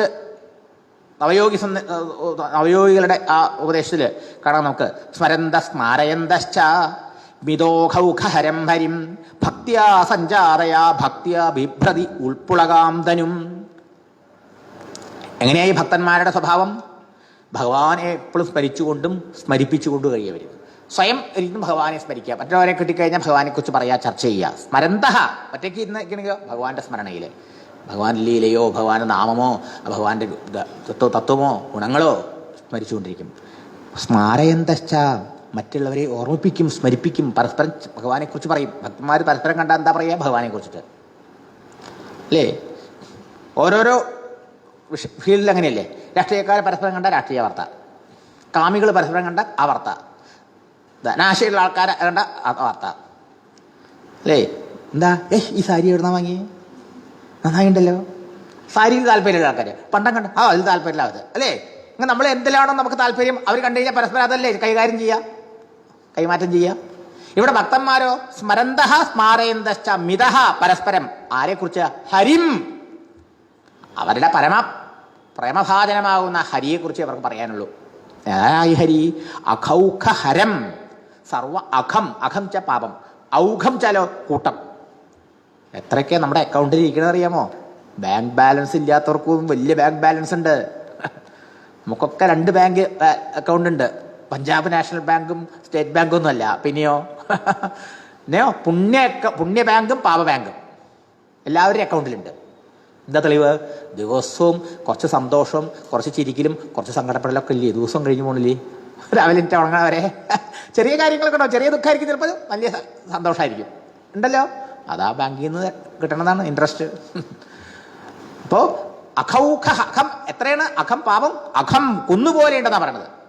ആ അഖൗഖം, ആ പാപക്കൂട്ടങ്ങളെ മുഴുവനും നശിപ്പിക്കുന്ന ആളാണ് ഹരി ഭഗവാൻ. നോക്കൂ, ഭഗവാനെ സ്മരിക്കുന്നതുകൊണ്ടുള്ള ലാഭം ആർക്കാ? ഭഗവാനെ നമുക്കോ? എന്താ നമുക്ക് ഭഗവാനെക്കുറിച്ച് ഈ 1.5 മണിക്കൂർ എന്ത് ധന്യതയാണെന്ന് ആലോചിച്ച് നോക്കൂ. ഭഗവാനെക്കുറിച്ച് സ്മരന്തഹ സ്മാരയന്തശ്ച. നമ്മൾ അറിയാണ്ട് നമ്മുടെ അക്കൗണ്ട് ക്ലിയർ ആയിക്കൊണ്ടിരിക്കുക. അറിയേണ്ടത് നമ്മൾ ഇത് എത്ര വലിയൊരു കാര്യമാണ് സജ്ജനങ്ങളെ. നമ്മൾക്ക് അറിഞ്ഞാലേ ഭാഗവതം കയ്യിൽ വെക്കാണ്ടിരിക്കുള്ളൂ. ഭാഗവതം വായിച്ചുകൊണ്ടും ഭാഗവതം പഠിച്ചുകൊണ്ടും ഭഗവതന്മാരുമായി ഭഗവത് മഹിമകളെ പങ്കുവെച്ചുകൊണ്ടും തിരുനാമം ജപിച്ചുകൊണ്ടും ഭഗവാന് വേണ്ടി ജീവിച്ചുകൊണ്ടുള്ള ധന്യധന്യ ജീവിതം നയിക്കാൻ പറ്റുക. അപ്പോഴേ നമുക്ക് മനസ്സിലാവുള്ളൂ. നത്തം സ്മരന്തഹ, ഒറ്റയ്ക്കിരുന്ന ഭഗവാനെക്കുറിച്ച് ചിന്തിച്ചുകൊണ്ട് ഭഗവാന്റെ ആ ലീലകളിലൊക്കെ രമിക്കുന്നു. മറ്റുള്ളവരെ കണ്ടു കഴിഞ്ഞാൽ അവർ ഭഗവാനെ സ്മരിപ്പിക്കുന്നു. അങ്ങനെ മിതഹ, പരസ്പരം അഖൗഖഹരം, സർവ്വപാപക്കൂട്ടങ്ങളെയും സംഹരിക്കുകയുന്ന കത്തിച്ചാമ്പലാക്കുന്ന ആ ഹരി വാർത്ത. അങ്ങനെ ചെയ്യുന്നതുകൊണ്ട് എന്തുണ്ടാവും? ഭക്തിയാ സഞ്ജാതയാ ഭക്തിയാന്ന്. നോക്കണം, ഇത് സാധനാഭക്തിയാണ്. പരമപ്രേമം, ആ ഭാഗവത്തിൽ പറയണ ആ പരമമായ നിഷ്കാമ ഭക്തി തുടക്കത്തിലുണ്ടാവില്ല നമുക്ക്. ഭക്തിയ, ഇത് ഭക്തി സാധനയാണ്. ഭക്തി കൊണ്ട് ജനിക്കുന്ന ഭക്തി കൊണ്ടെന്ന്. ഭക്തിയ സഞ്ജാതയ ഭക്തിയ വിഭ്രതി ഉൾപ്പുളകം തരും എന്നാണ്. ആ പരമഭക്തി കൊണ്ട് ആ സാധ്യഭക്തി നേടി, പരാഭക്തി നേടി ആ മനസ്സ് ഭഗവാനിൽ ലയിച്ച് ശരീരത്തിൽ ആനന്ദത്തിൻ്റെ പ്രകടമായിട്ടുള്ളതായ രോമാഞ്ചവും ആനന്ദ കണ്ണീരൊക്കെ ഉണ്ടാവും. എല്ലാം മറക്കണം, ബാഹ്യവിസ്മൃതിയിൽ പോലും ആണ്ട് പോകുന്നവരുന്ന്. അപ്പോൾ ഭക്തി സാധനയിൽപ്പെട്ടതാണ് എന്ത്? ഈ ഭഗവാനെക്കുറിച്ച് പറയലും കേൾക്കലും തിരുനാമജപവും ഇത്യാദികളെല്ലാം നത്തം. ഭക്തിയാ സഞ്ചാരയാ ഭക്തിയ, ഭക്തി കൊണ്ട് ജനിച്ച ഭക്തി എന്ന് പറഞ്ഞാൽ എന്താ? സാഹിത്യഭക്തി സാധനാഭക്തിയാണ്. സാധനാഭക്തി നമുക്ക് പരിഹരിക്കാൻ പറ്റുള്ളൂല്ലോ. അതിലൂടെ ഭഗവാനോട് പരമപ്രേമുണ്ട്. ആ പ്രേമം വന്നാൽ നമുക്ക് ശരീരാഭിമാനം പോയി, മനസ്സ് ഭഗവാന്റെ ആ സ്മരണയിൽ അലിയായി. അതിൻ്റെ ഫലമായിട്ട് ആ പ്രേമത്തിൻ്റെ പ്രകടനമാണ് ആനന്ദ കണ്ണീരും ശരീരത്തിൽ രോമാഞ്ചവും കണ്ഠം ഗദ്ഗതമാകലൊക്കെ. ഇതൊക്കെ സംഭവിക്കുന്നു. ഇതാണ് അഭ്യാസം. ഈ ശ്ലോകങ്ങളിലൊക്കെ ഭക്തിയുടെ മഹിമയല്ലേ പറഞ്ഞത്? ഭക്തി ഉണ്ടായാലുള്ള ബെനിഫിറ്റ്. ഇത് അഭ്യാസമാണ്. ആവർത്തിച്ച് ഇങ്ങനെ പറഞ്ഞിട്ടല്ലോ. അടുത്തത് അപൂർവത എന്നാണ്. എന്താ അപൂർവത? അപൂർവത എന്ന് പറഞ്ഞാൽ ഇതിൻ്റെ പുതുമ, ഈ ഭക്തിയുടെ പുതുമ, അല്ലെങ്കിൽ അതിൻ്റെ സവിശേഷത, അല്ലെങ്കിൽ അതിൻ്റെ പ്രസക്തി, അതവിടെ പറയണത്. അപ്പോൾ പറഞ്ഞു ലക്ഷ്യം ഭഗവത് പ്രാപ്തി എന്ന്. ഉപേയം, ഉപായമോ? ഉപായം ധർമ്മമാണ്. ധർമ്മം എന്ന് പറഞ്ഞാൽ ഭഗവാനുള്ള പരമപ്രേമമാണെന്നും പറഞ്ഞു. ഭഗവത് പ്രേമമാണ് പരമപുരുഷാർത്ഥമായ മോക്ഷത്തിനുള്ള ആ എളുപ്പമായിട്ടതായ ഉപായം. അതിനെ ഇത്രയും വിദഗ്ധമായി, ഇത്രയും എന്താ പറയുക, ഇത്രയും സ്പഷ്ടമായി വ്യക്തമായി പ്രതിപാദിക്കുന്ന ഒരു ഗ്രന്ഥം ശ്രീമദ് ഭാഗവതം പോലെയില്ല. അപ്പോഴാണ് നേരത്തെ പറഞ്ഞ ആ ശ്രുതേന അർത്ഥേന അഞ്ജസ എന്നുള്ളത് മനസ്സിലാക്കുക, ചിന്തിക്കണം നമ്മൾ. ശ്രുതിയുടെ അർത്ഥത്തെ, വേദത്തിൻ്റെ അർത്ഥത്തെ വളരെ സ്പഷ്ടവും വ്യക്തവും ലളിതവുമായി പ്രതിപാദിക്കുകയാണ് ഭാഗവതം ചെയ്യുന്നത്. എല്ലാ പുരാണങ്ങളും ചെയ്യുന്നത്. അതിൽ വളരെ ശ്രേഷ്ഠമായ ഉത്തമമായ പുരാണമാണ് ശ്രീമദ് ഭാഗവതം. അപ്പോൾ ഒരു സംശയം ഉണ്ടാവും. എന്താ സംശയം?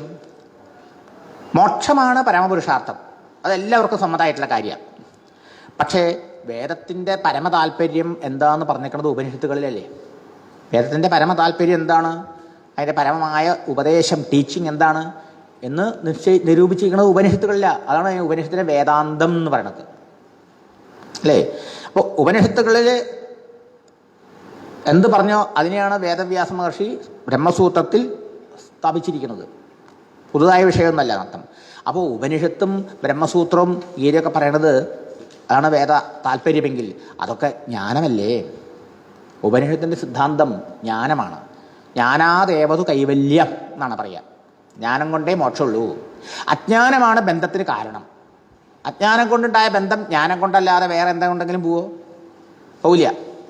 അങ്ങനെയാണെങ്കിൽ ആ ഉപനിഷത്തിൻ്റെ സിദ്ധാന്തം എങ്ങനെ ഭാഗവതത്തിൻ്റെ സിദ്ധാന്താവും? വേദത്തിൻ്റെ അർത്ഥം തന്നെയാണ് ഈ ഭാഗവതത്തിൻ്റെ വിഷയം, വേറൊന്നുമല്ല, അല്ലേ? ശ്രുതിയിൽ എന്ത് പറഞ്ഞോ, ശ്രുതി പറഞ്ഞത്, വേദം പറഞ്ഞത് ധർമ്മവും ബ്രഹ്മമാണ്, ലക്ഷ്യവും മാർഗവും. അതിൽ യാതൊരു വ്യത്യാസവും ഇല്ല ഇതിഹാസങ്ങൾക്കും പുരാണങ്ങൾക്കും.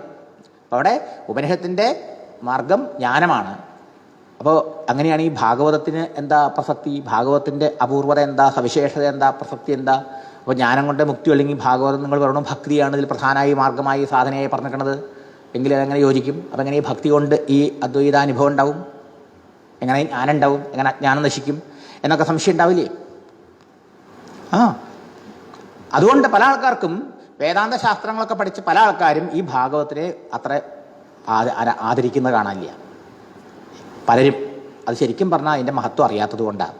കാരണം സർവവേദാന്ത സാരം ഹി ശ്രീഭാഗവതം ഇഷ്യതേന്ന് ഈ വേദാന്തത്തിൻ്റെ അല്ലെങ്കിൽ ഉപനിഷത്തിൻ്റെ സിദ്ധാന്തം മുഴുവൻ ബ്രഹ്മസൂത്രത്തിൽ എഴുതിയ വേദവ്യാസ മഹർഷി ഭാഗവത്തിൽ എഴുതി വച്ചിരിക്കുക. സർവവേദാന്ത സാരമാണ് വേദാന്ത വെച്ചാൽ ഉപനിഷത്ത, ആ ഉപനിഷത്തുകളുടെ സാരമാണ് ഭാഗവതം. പോരാ, ബ്രഹ്മാത്മേകത്വ ലക്ഷണം, ജീവാത്മാവും പരമാത്മാവും രണ്ടല്ല ഒന്നാണ്, അജ്ഞാനം കൊണ്ട് അജ്ഞാനദശയിൽ രണ്ടെന്ന് തോന്നുകയാണ് എന്നൊക്കെയാണ് പറഞ്ഞത്. രണ്ടിൻ്റെയും ഏകത്വത്തെക്കുറിച്ച് പ്രതിപാദിക്കുക. വസ്തു അദ്വിതീയം, ഇവിടെ പല വസ്തുവില്ല, ഇവിടെ ദ്രഷ്ടാവായ താനും ദൃശ്യമായ ജഗത്തും ജീവനും ജഗത്തും ഈശ്വരനും മൂന്നല്ല, ഇവിടെ ഒരേ ഒരു സത്യമേ ഉള്ളൂ. ആ വസ്തുവിൽ ഉറപ്പുവരിക, തന്നിഷ്ഠ, ആത്മനിഷ്ഠ, ബ്രഹ്മനിഷ്ഠ, സ്ഥിതപ്രജ്ഞത, അതാണ് ഇതുകൊണ്ട് കിട്ടുന്ന ഫലം. കൈവല്യേക പ്രയോജനം, കൈവല്യമാണ്, മോക്ഷമാണ് ഈ സർവവേദാന്ത സാര സംഗ്രഹഭൂതമായ ശ്രീമദ് ഭാഗവതത്തിൻ്റെ പ്രയോജനം. അതാണ് ഇതിലൂടെ കിട്ടുക എന്നൊക്കെ പറഞ്ഞിട്ടുണ്ട്. അപ്പം എന്താ, അതെങ്ങനെ സമന്വയിപ്പിക്കും വെച്ചാൽ വേദത്തിൻ്റെ താല്പര്യം ഉപനിഷത്തുകളിലാണ് പറഞ്ഞത്, അത് മുഴുവൻ ജ്ഞാനമാർഗമാണ്. ഭാഗവതം ഭക്തിയാണൊക്കെയാണ് പ്രാധാന്യം കൊടുക്കുന്നത്. അപ്പോൾ ഈ ഭക്തിയിലൂടെ എങ്ങനെ അജ്ഞാനനാശവും ജ്ഞാനപ്രാപ്തിയും മോക്ഷപ്രാപ്തിയും സാധിക്കും? സംശയം വരില്ലേ? അവിടെയാണ് ഈ ഭാഗവതത്തിൻ്റെ അപൂർവത, ഭാഗവതത്തിൻ്റെ സവിശേഷത, ഇതിൻ്റെ എന്താ പറയുന്നത്, അതിൻ്റെ പുതുമ, മഹനീയത. സിദ്ധാന്തപക്ഷത്തിൽ ഉപനിഷത്തുകൾക്കും ഭാഗവതത്തിനും ഒരു അഭിപ്രായ വ്യത്യാസമില്ല. ലക്ഷ്യം എന്താ? പരമാത്മപ്രാപ്തി തന്നെ, മോക്ഷം തന്നെ, ആത്മസാക്ഷാത്കാരം തന്നെ. ആ സിദ്ധാന്തം ഭാഗവതം അംഗീകരിക്കേണ്ടത്, ഇതും അംഗീകരിക്കേണ്ടത്. അതുകൊണ്ടാണല്ലോ ജന്മാദ്യസ്യേതാന്ന് പറഞ്ഞ ഭാഗവതം ആരംഭിച്ചത്. ഈ പ്രപഞ്ചത്തിൻ്റെ പരമകാരണമായ ആ പരമാത്മ സത്യത്തെ പ്രതിപാദിച്ചുകൊണ്ടാണ് ആരംഭിച്ചത്. സത്യം പരം ധീമഹി എന്ന് പറഞ്ഞിട്ടാണ് സമാപിക്കുന്നതും. വ്യത്യാസമില്ല. അപ്പോൾ പിന്നെ ഈ ശ്ലോകങ്ങളൊക്കെ നേരത്തെ കണ്ട് സർവ്വവേദാന്ത സാരമാണ് ഭാഗവതം എന്ന് പറഞ്ഞതൊക്കെ ഇതിനെ സൂചിപ്പിക്കുന്നതാണ്. പക്ഷെ പിന്നെ എവിടെ വ്യത്യാസം? ഭാഗവതത്തിനും വേദാന്ത ശാസ്ത്രങ്ങൾക്കും അഥവാ ഉപനിഷത്തിനും സിദ്ധാന്തത്തിൽ ഭേദമില്ല, സംശയമില്ല. പക്ഷെ ഭേദമുണ്ട്. എവിടെ ഭേദം? മാർഗത്തിൽ. ഇവിടെയാണ് ഭാഗവതം എന്താ പറയുക, എല്ലാവർക്കും വളരെ നമുക്ക് അമൃതം, ഇന്നലെ പറഞ്ഞു മാർഗമേ അമൃതമാണ്, രസകരമാണെന്നർത്ഥം. എല്ലാവർക്കും ലളിതമായി പ്രയോജനപ്രദമാകുന്നത് ഭാഗവതത്തിൻ്റെ സവിശേഷത ഇതാ. എന്താ പറയുക, സർവർക്കും ഇവിടെ പ്രവേശനമുണ്ട്. സർവ ആളുകൾക്കും, എല്ലാ തലത്തിൽ നിൽക്കുന്ന ആൾക്കാർക്കും ഭാഗവതം അനുഗ്രഹമാകുന്നത് ഇങ്ങനെയാണ്. അത് വെറുതെ അങ്ങോട്ട് പറയല്ല, അത് സ്ഥാപിക്കാൻ ഭാഗവതം തന്നെ വേദവ്യാസ മഹർഷിയുടെ അനുഭവം പറയണം. നോക്കണം, ഇതൊക്കെ ഋഷിമാർ അവരുടെ അനുഭവത്തിലൂടെ പറയണത്. വേദവ്യാസ മഹർഷി ബ്രഹ്മജ്ഞാനിയാണ്, ഈശ്വരാവതാരമാണ്, വേദങ്ങളെ വ്യസിച്ചു, പ്രചരിപ്പിച്ചു, വേദസാരം മഹാഭാരതം എഴുതി, 17 പുരാണങ്ങൾ എഴുതി. എന്നിട്ടും വേദവ്യാസ മഹർഷിക്ക് കൃതാർത്ഥത വന്നില്ല എന്നല്ലേ പറയണത്, ഭാഗവതത്തിലെ പറയണത്. എന്തേ കാരണം?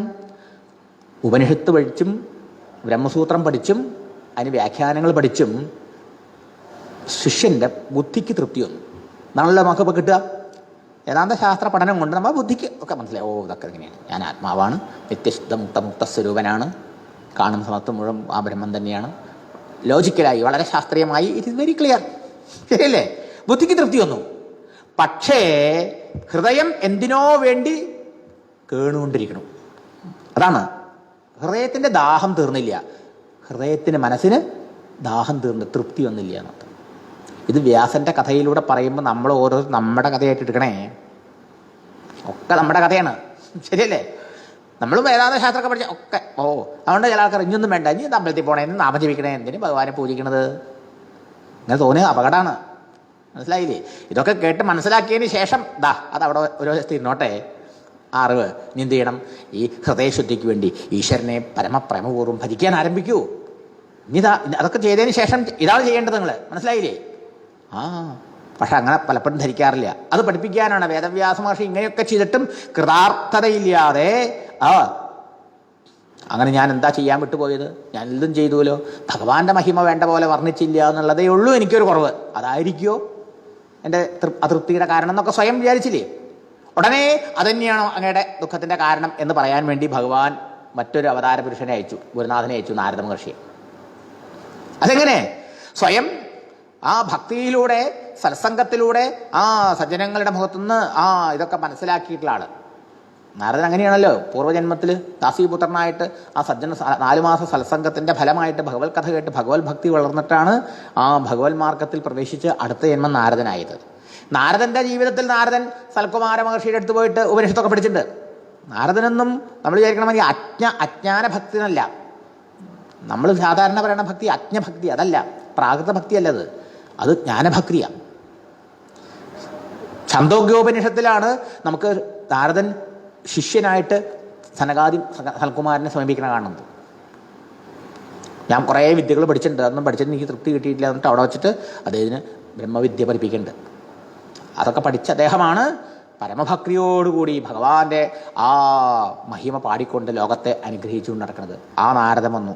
അങ്ങയുടെ പോരായ്മ എന്താ? അച്യുതഭാവവർജിതം നൈഷ്കർമ്മ്യം. ഭഗവാന്റെ ഭക്തിയില്ലെങ്കിൽ നൈഷ്കർമ്മ്യം എന്ന് പറഞ്ഞാൽ ആത്മജ്ഞാനം. സിദ്ധാന്തം പഠിച്ചുല്ലോ, ബ്രഹ്മസൂത്രവും ഗീതയും ഉപനിഷത്തൊക്കെ പഠിച്ചു. ആ ജ്ഞാനം നമുക്ക് അനുഭവമില്ല. ന ശോഭതേ ജ്ഞാനമലം നിരഞ്ജനം നൈഷ്കർമ്മവി അച്യുതഭാവവർജിതം. അച്യുതഭാവവർജിതം വെച്ചാൽ അച്യുതപ്രേമം, ഭഗവത് ഭക്തി ഇല്ലാത്ത ജ്ഞാനം ഒരാൾക്ക് അനുഭവപ്പെടില്ല. എന്തുകൊണ്ട്? അവിശുദ്ധ ബുദ്ധയ. ബ്രഹ്മാവ് പറഞ്ഞു മനസ്സ് ശുദ്ധാവാത്തോണ്ട്. അങ്ങനെയാണെങ്കിൽ പിന്നെ ഭഗവാനിൽ ജ്ഞാനം പോലും മനസ്സ് ഭക്തിയില്ലാത്തതുകൊണ്ട് മനഃശുദ്ധിയില്ലെങ്കിൽ അവൻ അനുഭവപ്പെടില്ലെങ്കിൽ പിന്നെ ഭഗവാനിൽ അർപ്പിക്കാത്ത, ഭഗവാന് വേണ്ടി ചെയ്യാത്ത, പ്രേമപൂർവ്വം ഭഗവത് അർപ്പണം ചെയ്യാത്ത കർമ്മത്തിൻ്റെ കാര്യം പറയാനുണ്ടോ ചോദിക്കുക. അതാണ്. അതുകൊണ്ടാണ് ഭഗവാൻ സർവ്വകർമ്മങ്ങളും എനിക്ക് അർപ്പിക്കൂ എന്ന് പറയണത്. അപ്പോൾ ഭഗവാൻ കർമ്മം പോലും ഭഗവാനിൽ അർപ്പിച്ചാലേ കാലം കൊണ്ട് മനഃശുദ്ധി ഉണ്ടാവുള്ളൂ. കർമ്മയോഗം എന്ന് പറഞ്ഞാൽ എന്താണ്? കർമ്മയോഗം എന്ന് പറഞ്ഞത് സർവ്വകർമ്മങ്ങളും ഭഗവാനിൽ അർപ്പിക്കുക. നാരായണായേതി സമർപ്പയാമി നമ്മൾ പറയാറില്ലേ?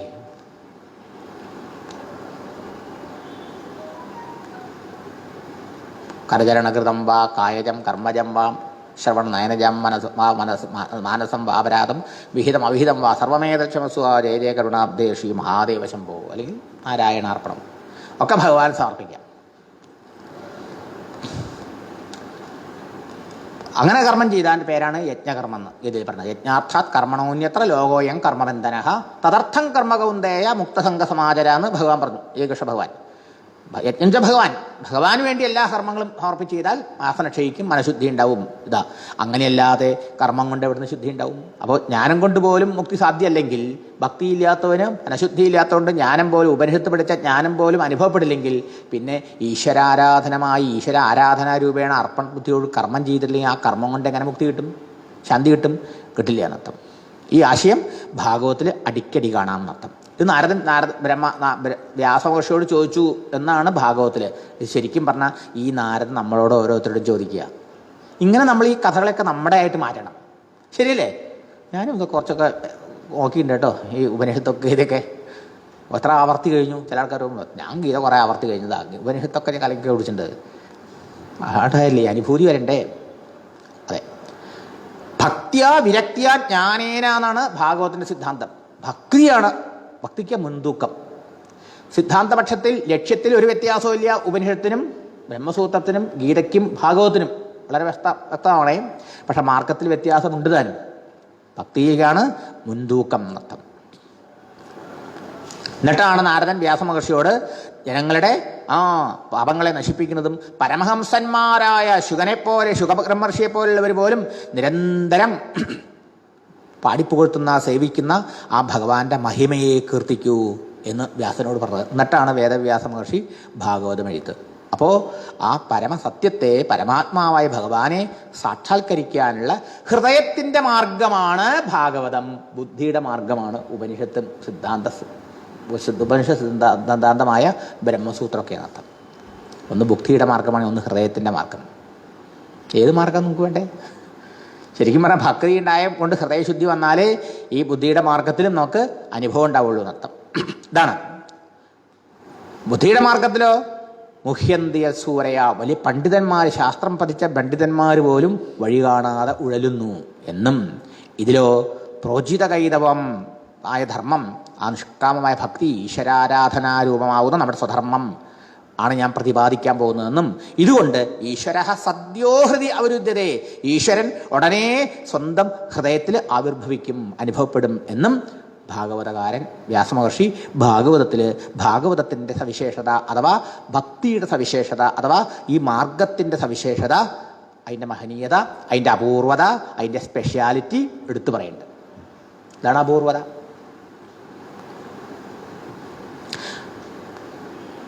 ഇനി ബ്രഹ്മാവിന് ആണ് ആദ്യം ഈ ഭാഗവതം ഉപദേശിച്ചത് നാരായണ ഭഗവാൻ. ബ്രഹ്മാവ് ഉപദേശിച്ചതാർക്കാ? നാരദ മഹർഷിക്കാണ്. ആ വിഭൂതികളുടെ മഹിമയുടെ ചുരുക്കമാണ് ഞാനിപ്പോൾ ഈ പറഞ്ഞത്. അതിൻ്റെ സംഗ്രഹം ഞാൻ സംഗ്രഹിച്ച് പറഞ്ഞതാണ്. നീ ഇതിനെ വിസ്തരിക്കൂ, വിപുലമാക്കൂ. ബ്രഹ്മാവിന് 4 ശ്ലോകത്തിൽ പറഞ്ഞു കൊടുത്തത് കുറച്ചും കൂടി വിസ്തരിച്ച് ബ്രഹ്മാവ് പുത്രന് പറഞ്ഞു കൊടുത്തു. എന്നിട്ട് പറഞ്ഞു വരാ, നീ ഇനിയും വിപുലീകരിക്കൂ. ആ വിപുലീകരിക്കുമ്പോൾ ഒന്നും മനസ്സിൽ വിചാരം ഉണ്ടാവണം എന്ന് പറഞ്ഞു. എന്താ വിചാരം ഉണ്ടാവേണ്ടത്? യഥാ ഹരോ ഭഗവതി നൃണാം ഭക്തിർഭവിഷ്യതി സർവാത്മന്യഖിലാധാരേ ഇതി സങ്കല്പ്യ വർണ്ണയ. ഇത് വളരെ മുഖ്യം. എന്താ അത്? ബ്രഹ്മാവ് നാരദനെ പുത്രനെ ഭാഗവതം പഠിപ്പിച്ചതിന് ശേഷം പറയുകയാണ്, നീ ഈ ലോകത്തിൽ ഭാഗവതത്തെ വിപുലീകരിച്ച് പ്രചരിപ്പിക്കൂ. അങ്ങനെ പ്രചരിക്കുമ്പോൾ എന്ത് ചെയ്യണം? എന്ത് മനസ്സിലുണ്ടാവണം? സർവാത്മാവായി ഈ പ്രപഞ്ചത്തിന് മുഴുവൻ ആശ്രയഭൂതനായ ആധാരഭൂതനായ ഭഗവാൻ ശ്രീഹരിയുടെ പാതാരവിന്ദങ്ങളിൽ ആ കേൾക്കണവർക്ക് എൻ്റെ ഈ പ്രഭാഷണം കേട്ടിട്ട് അല്ലെങ്കിൽ ഭാഗവതം കേട്ടിട്ട് ഭക്തി ഉണ്ടാവണേ എന്ന് സങ്കല്പിച്ചുകൊണ്ട് വേണം വർണ്ണിക്കാൻ. നോക്കണം, മനസ്സിലായോ? അപ്പോൾ ഭാഗവതത്തിലൂടെ എന്ത് വേണം? നമ്മുടെ ഹൃദയത്തിൽ ഭക്തി ജനിക്കണം. ഭക്തി ജനിക്കും. അതാണ് ഭാഗവതത്തിൻ്റെ സവിശേഷത. ഇതാണ് പുത്രനായ നാരദനോട് പോലും ബ്രഹ്മദേവൻ ഉപദേശിച്ചു നിർത്താം. അപ്പം ഈശ്വരനിലെ ആ പരമപ്രേമമാവുന്ന ഭക്തി, ആ ഭക്തി നേടാനുള്ള ഉപായങ്ങൾ, ആ ഭക്തിമാർഗത്തിൻ്റെ മഹത്വം, അതുകൊണ്ടുള്ള പ്രയോജനം, ഇതെല്ലാം സമഗ്രമായി വിശദീകരിച്ചു ഭാഗവതത്തിൽ. ഇതിനെക്കുറിച്ച് വ്യക്തമായി വിശദീകരിച്ചിട്ട് ഈ നാരദ മഹർഷി ഒരു ഗ്രന്ഥം എഴുതി. അതാണ് നാരദ ഭക്തി സൂത്രം. നോക്കൂ, ആ നാരദ ഭക്തി സൂത്രത്തെ വേദവ്യാസ മഹർഷിയെ കൊണ്ട് വ്യാഖ്യാനിപ്പിക്കുകയാണ് നാരദൻ ചെയ്തതെന്ന് തോന്നും ചിലപ്പോൾ നമുക്ക്. ഒരു മഹാത്മാവ് എന്നോട് പറഞ്ഞു, ഞാൻ ഈ ഭാഗവതമൊക്കെ പറയാൻ തുടങ്ങിയ സമയം, പഠിക്കാൻ തുടങ്ങിയ സമയം, പറയല്ല നമ്മൾ പറയാൻ നമുക്ക് പഠിക്കാനാണല്ലോ. അപ്പോൾ ഒരു മഹാത്മാവ് പറഞ്ഞു, നാരദ ഭക്തി സൂത്രവും ഈ ഭാഗവതവും ചേർത്ത് വെച്ച് പഠിക്കുമെന്ന്. അന്ന് നമുക്ക് അത്ര അതിനെ തോന്നിയില്ല. പക്ഷേ പിന്നീട് നമ്മൾ പഠിക്കുമ്പോൾ ഈ ഭാരതഭക്തി സൂത്രത്തിലെ സൂത്രങ്ങളുടെ വ്യാഖ്യാനമാണ് ഈ ഭാഗവതം തോന്നും. അങ്ങനെയാണ് ശരിക്കും താൻ രചിച്ച തൻ്റെ അനുഭവമാണ്. നാരദ മഹർഷിയുടെ അനുഭവമാണല്ലോ ഈ ഭക്തി കൊണ്ട് അദ്ദേഹം ആ ഭഗവാനെ ദർശിച്ചതൊക്കെ. പോരാ, അതിനെ താൻ പരീക്ഷണശാലയിൽ പരീക്ഷിച്ചു നോക്കി. ധ്രുവനിലും പ്രഹ്ലാദനിലൊക്കെ പരീക്ഷിച്ചു നോക്കിയില്ലേ? അവരിലൊക്കെ തെളിയിക്കപ്പെട്ടതാ, പ്രൂഫ്. ശരിക്കും പറഞ്ഞാൽ ഈ ഫോറിൻ കൺട്രീസിലൊക്കെ നിങ്ങൾക്ക് വെറുതെ എന്തെങ്കിലും പേപ്പറൊന്നും പ്രസിദ്ധീകരിക്കാൻ പറ്റില്ല അല്ലേ? അതിനൊക്കെ എവിഡൻസും അതിനൊക്കെ പ്രൂഫൊക്കെ വേണം. വായത്തൊന്നും പറയാൻ പറ്റില്ല. ഇതുമാതിരി ഒന്നാന്തരം റിസർച്ച് നടത്തിയ ആള് നാരദ മഹർഷി. ഏറ്റവും വലിയ റിസർച്ച് നടത്തിയ ആൾ നാരദ മഹർഷിയാണ്. ആ റിസർച്ച് പേപ്പർ സബ്മിറ്റ് ചെയ്തതാണ് ഈ ഭാഗവതം എന്നൊക്കെ നമുക്ക് മനസ്സിലാവും. ഇത് ചുമ്മാ പറയണല്ല എന്നർത്ഥം. എവിടെയാണ് റിസർച്ച് നടത്തിയത്? 5 വയസ്സിൽ ധ്രുവനില് പുറത്തു വന്ന് 5 വയസ്സിൽ കൊടുത്താൽ എത്രത്തോളം ഏൽക്കുമെന്ന് പഠിപ്പിച്ചു. 5 വയസ്സിൽ കൊടുത്താലും കുറേയൊക്കെ അപൂർവ സംസ്കാരം സ്വാധീനിക്കും എന്നൊക്കെ ആ ധ്രുവൻ്റെ കഥയിലൂടെ പറഞ്ഞു. പൂർണ്ണമായും ആ കമ്പ്യൂട്ടറിൻ്റെ ഭാഷയിൽ ആ ഇൻപുട്ടിനുള്ള ഔട്ട്പുട്ട് കിട്ടണമെങ്കിൽ ഗർഭത്തിൽ വെച്ച് കൊടുക്കണം. ഇതൊക്കെ എക്സ്പെരിമെൻ്റ് നടത്തിയ ആളല്ലേ നാരദൻ. ലോക ഭീകരനല്ലേ ഹിരണ്യകശിപു? ഹിരണ്യകശിപുവിനേക്കാൾ വലിയ ഭീകരനുണ്ടായിട്ടോ? ഇല്ല. ആ ഹിരണ്യകശിപുവിൻ്റെ പത്നി കയാധു ഗർഭം ധരിച്ചുകൊണ്ടിരിക്കുന്ന സമയത്ത് ഇയാൾ തപസ്സിന് പോയി. ഈ സമയത്ത് ദേവന്മാർ വന്ന് ആക്രമിച്ചു, ദേവിയെ പിടിച്ചുകൊണ്ടുപോയി, ഉള്ളിലെ കുട്ടിയെ കൊല്ലാൻ ഉദ്ദേശിച്ചിട്ട്. ആ ഇന്ദ്രനിൽ നിന്ന് ആ ദേവിയെ നാരദൻ മോചിപ്പിച്ച് തൻ്റെ ആശ്രമത്തിൽ കൊണ്ടുപോയി 100 വർഷം തപസ് ചെയ്ത് മടങ്ങി വരണവരെ. ഗർഭത്തിലിരിക്കുക, പരീക്ഷണം നടത്തുക. കയാധുവിനതൊക്കെ പഠിപ്പിച്ചു. ഭക്തി, മഹിമ, ഭഗവാന്റെ തത്വങ്ങളൊക്കെ പറഞ്ഞു കൊടുത്തു. ആ 100 വർഷത്തെ ആശ്രമ ജീവിതം, സത്സംഗം നോക്കൂ. അതിൻ്റെ ഫലമായിട്ട് എന്തായി? ശ്രീനാരദന് ആ ഹിരണ്യകശിപുവിൻ്റെ ബീജത്തിൽ നിന്ന് പിറന്നെങ്കിലും ആ ഹിരണ്യകശിപുവിൻ്റെ സ്വഭാവം കൊളിച്ചിട്ടില്ലാത്ത പരമഭാഗവതനായി ഉത്തമനായ ഭാഗവതോത്തമനെ പ്രഹ്ലാദനെ ലോകത്തിന് തരാൻ കഴിഞ്ഞു. ശരിയല്ലേ? ഇത് റിസർച്ചല്ലേ? പരീക്ഷണം നടത്തിയതല്ലേ? അതെ. കൃഷ്ണഗ്രഹ ഗൃഹീതാത്മാ ഗോവിന്ദ പരിരംഭിത എന്നൊക്കെ ആ പ്രഹ്ലാദനെ കുറിച്ച് പറഞ്ഞത്. ഗ്രഹം വിഴുങ്ങണ മാതിരി കൃഷ്ണൻ വിഴുങ്ങിന. ഭഗവാൻ ഭക്തി ആ കുട്ടിയെ വിഴുങ്ങി. ഭഗവാൻ ആ കുട്ടിയെ ആലിംഗനം ചെയ്യുന്നു. ആ ഭഗവാൻ ആ കുട്ടിയോട് കളിക്കണു, ചിരിക്കണു. ആ ഭഗവാന്റെ ചിന്തയിൽ ആ ഭാവസമാധിയിലാണ്ട് പോണു. അങ്ങനെയുള്ള ഭഗവാനെ ഭരിക്കണില്ലല്ലോ ജനങ്ങളെന്നോർത്ത് പൊട്ടിക്കരയണു. എന്തൊക്കെയാ പ്രഹ്ലാദന്റെ ജീവിതം? ഇങ്ങനെയൊക്കെയുള്ള പ്രഹ്ലാദനെ രൂപീകരിച്ചതിൽ, അല്ലെങ്കിൽ ഒരു പ്രഹ്ലാദനെ സൃഷ്ടിച്ചതിൽ, ധ്രുവന്റെ ജീവിതത്തെ രൂപീകരിച്ചതിലൊക്കെ ഈ നാരദ മഹർഷിക്ക് എത്രത്തോളം സ്വാധീനമുണ്ട്? ഈ നാരദനല്ലേ വ്യാസനും വാൽമീകിക്കും മാർഗദർശനം ചെയ്തത്? വാൽമീകിയുടെ അടുത്ത് പോയിട്ട് രാമായണം ജീവിക്കാൻ പ്രേരിപ്പിച്ചതാരാ? ഈ നാരദനാ. ഭഗവാന്റെ മഹിമ.